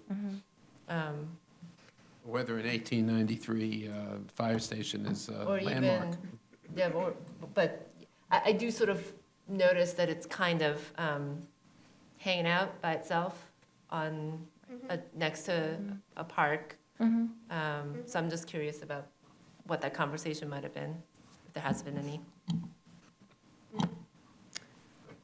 Ms. Efron. One last thing, it mentions the scuba unit, but it seems very, very far away from water in Brooklyn. It does serve all of Brooklyn, which is surrounded in large part by water. So I know they have used this equipment at times. That's a part of their mission is to be available for those types of operations. Just hope they get there in time. There's a lot of questions for you, Corin, to answer. Or for the fire department. For the FDNY, I will pass these along. Or for DCAS, whoever's coming to answer them. But any other questions? Please pass all these comments along, and this is certified. Be interesting. Thanks, Corin. So let us now move to the future votes for Wednesday, May 6th. Staff have prepared favorable resolutions for the following, including 2022 East 71st Street, which is a proposed special permit to facilitate a single-family home. We have the East Life Center 13, which is the proposed acquisition of property for the continued use of a daycare center at 147th Street in Manhattan. We also have the 510, 512 West 23rd Street text amendment to facilitate the transfer of residential floor area from commercial zoning districts outside of a sub-area within the special West Chelsea district. We have another acquisition of property for the continued use of the Early Life Center 11 and A. Philip Randolph Senior Center at 110 West 146th Street. We have a proposed office space acquisition for Manhattan Community Board 3 offices at 179 Ludlow Street. We also have a proposed office space acquisition for Manhattan Community Board 9 offices at 3291 Broadway. We have a third acquisition property for the continued use of the Amico Senior Center in Brooklyn. And we have 2 authorizations at 114 Willowbrook Road and 110 Willowbrook Road to facilitate detached 2-family residences. Ms. Levin. Yes, I have an additional thought on the draft reports for items 6, 8, and 9. Those are the 3 Manhattan applications, 2 for DCAS and 2 for childcare center, the daycare center, and 1 for the senior center. I think the presentation that we had from the 3 agencies was really helpful in understanding the directions they're headed. These 3 applications are for very short-term lease renewals, which really compromises the ability to plan for the future. I understand why the 3 agencies are approaching us with short-term now, but I think it'd be very helpful if our reports indicated a concern that planning go forward for the future. 3 years is going to come up before we know it. And I think we need to put in a pitch for more robust interagency cooperation and thoughtful planning so that the services that need to be provided in these neighborhoods are in fact planned for and provided I for. think those are all really good suggestions, and we will incorporate those let me say, I agree that the presentations were really, really helpful. I think it's disturbing that so many of the leases that are on the docket for all these agencies have already expired, and that the planning, if we're going to really think about this thoughtfully, which I think all the agencies want to do, and as I think it's been indicated, OMB is also interested in doing, and where we really do think we will have much better resources to channel some of these uses to in the future.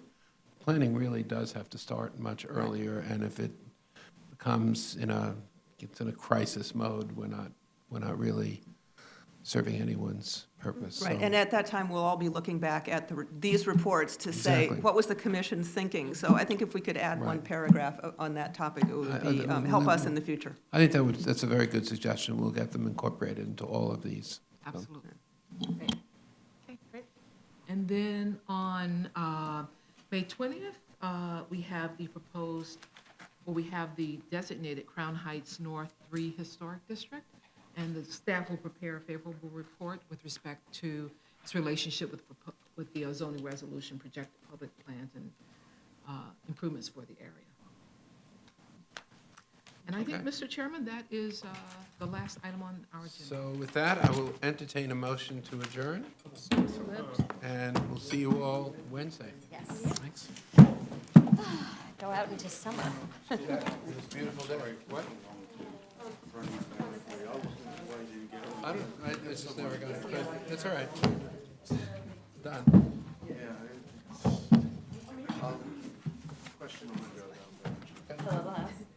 Yeah, it is tiny, yeah. You know, But, I say I mean, that. Sorry, excuse me, Commissioner. No. Ooh, I forgot my water. Can you grab that? it is perfectly currently surrounded by nothing. Yeah, right, so why not expand? Right. I had a feeling Or I mean, build all of those behind it. You can see how like all of those concerns about like being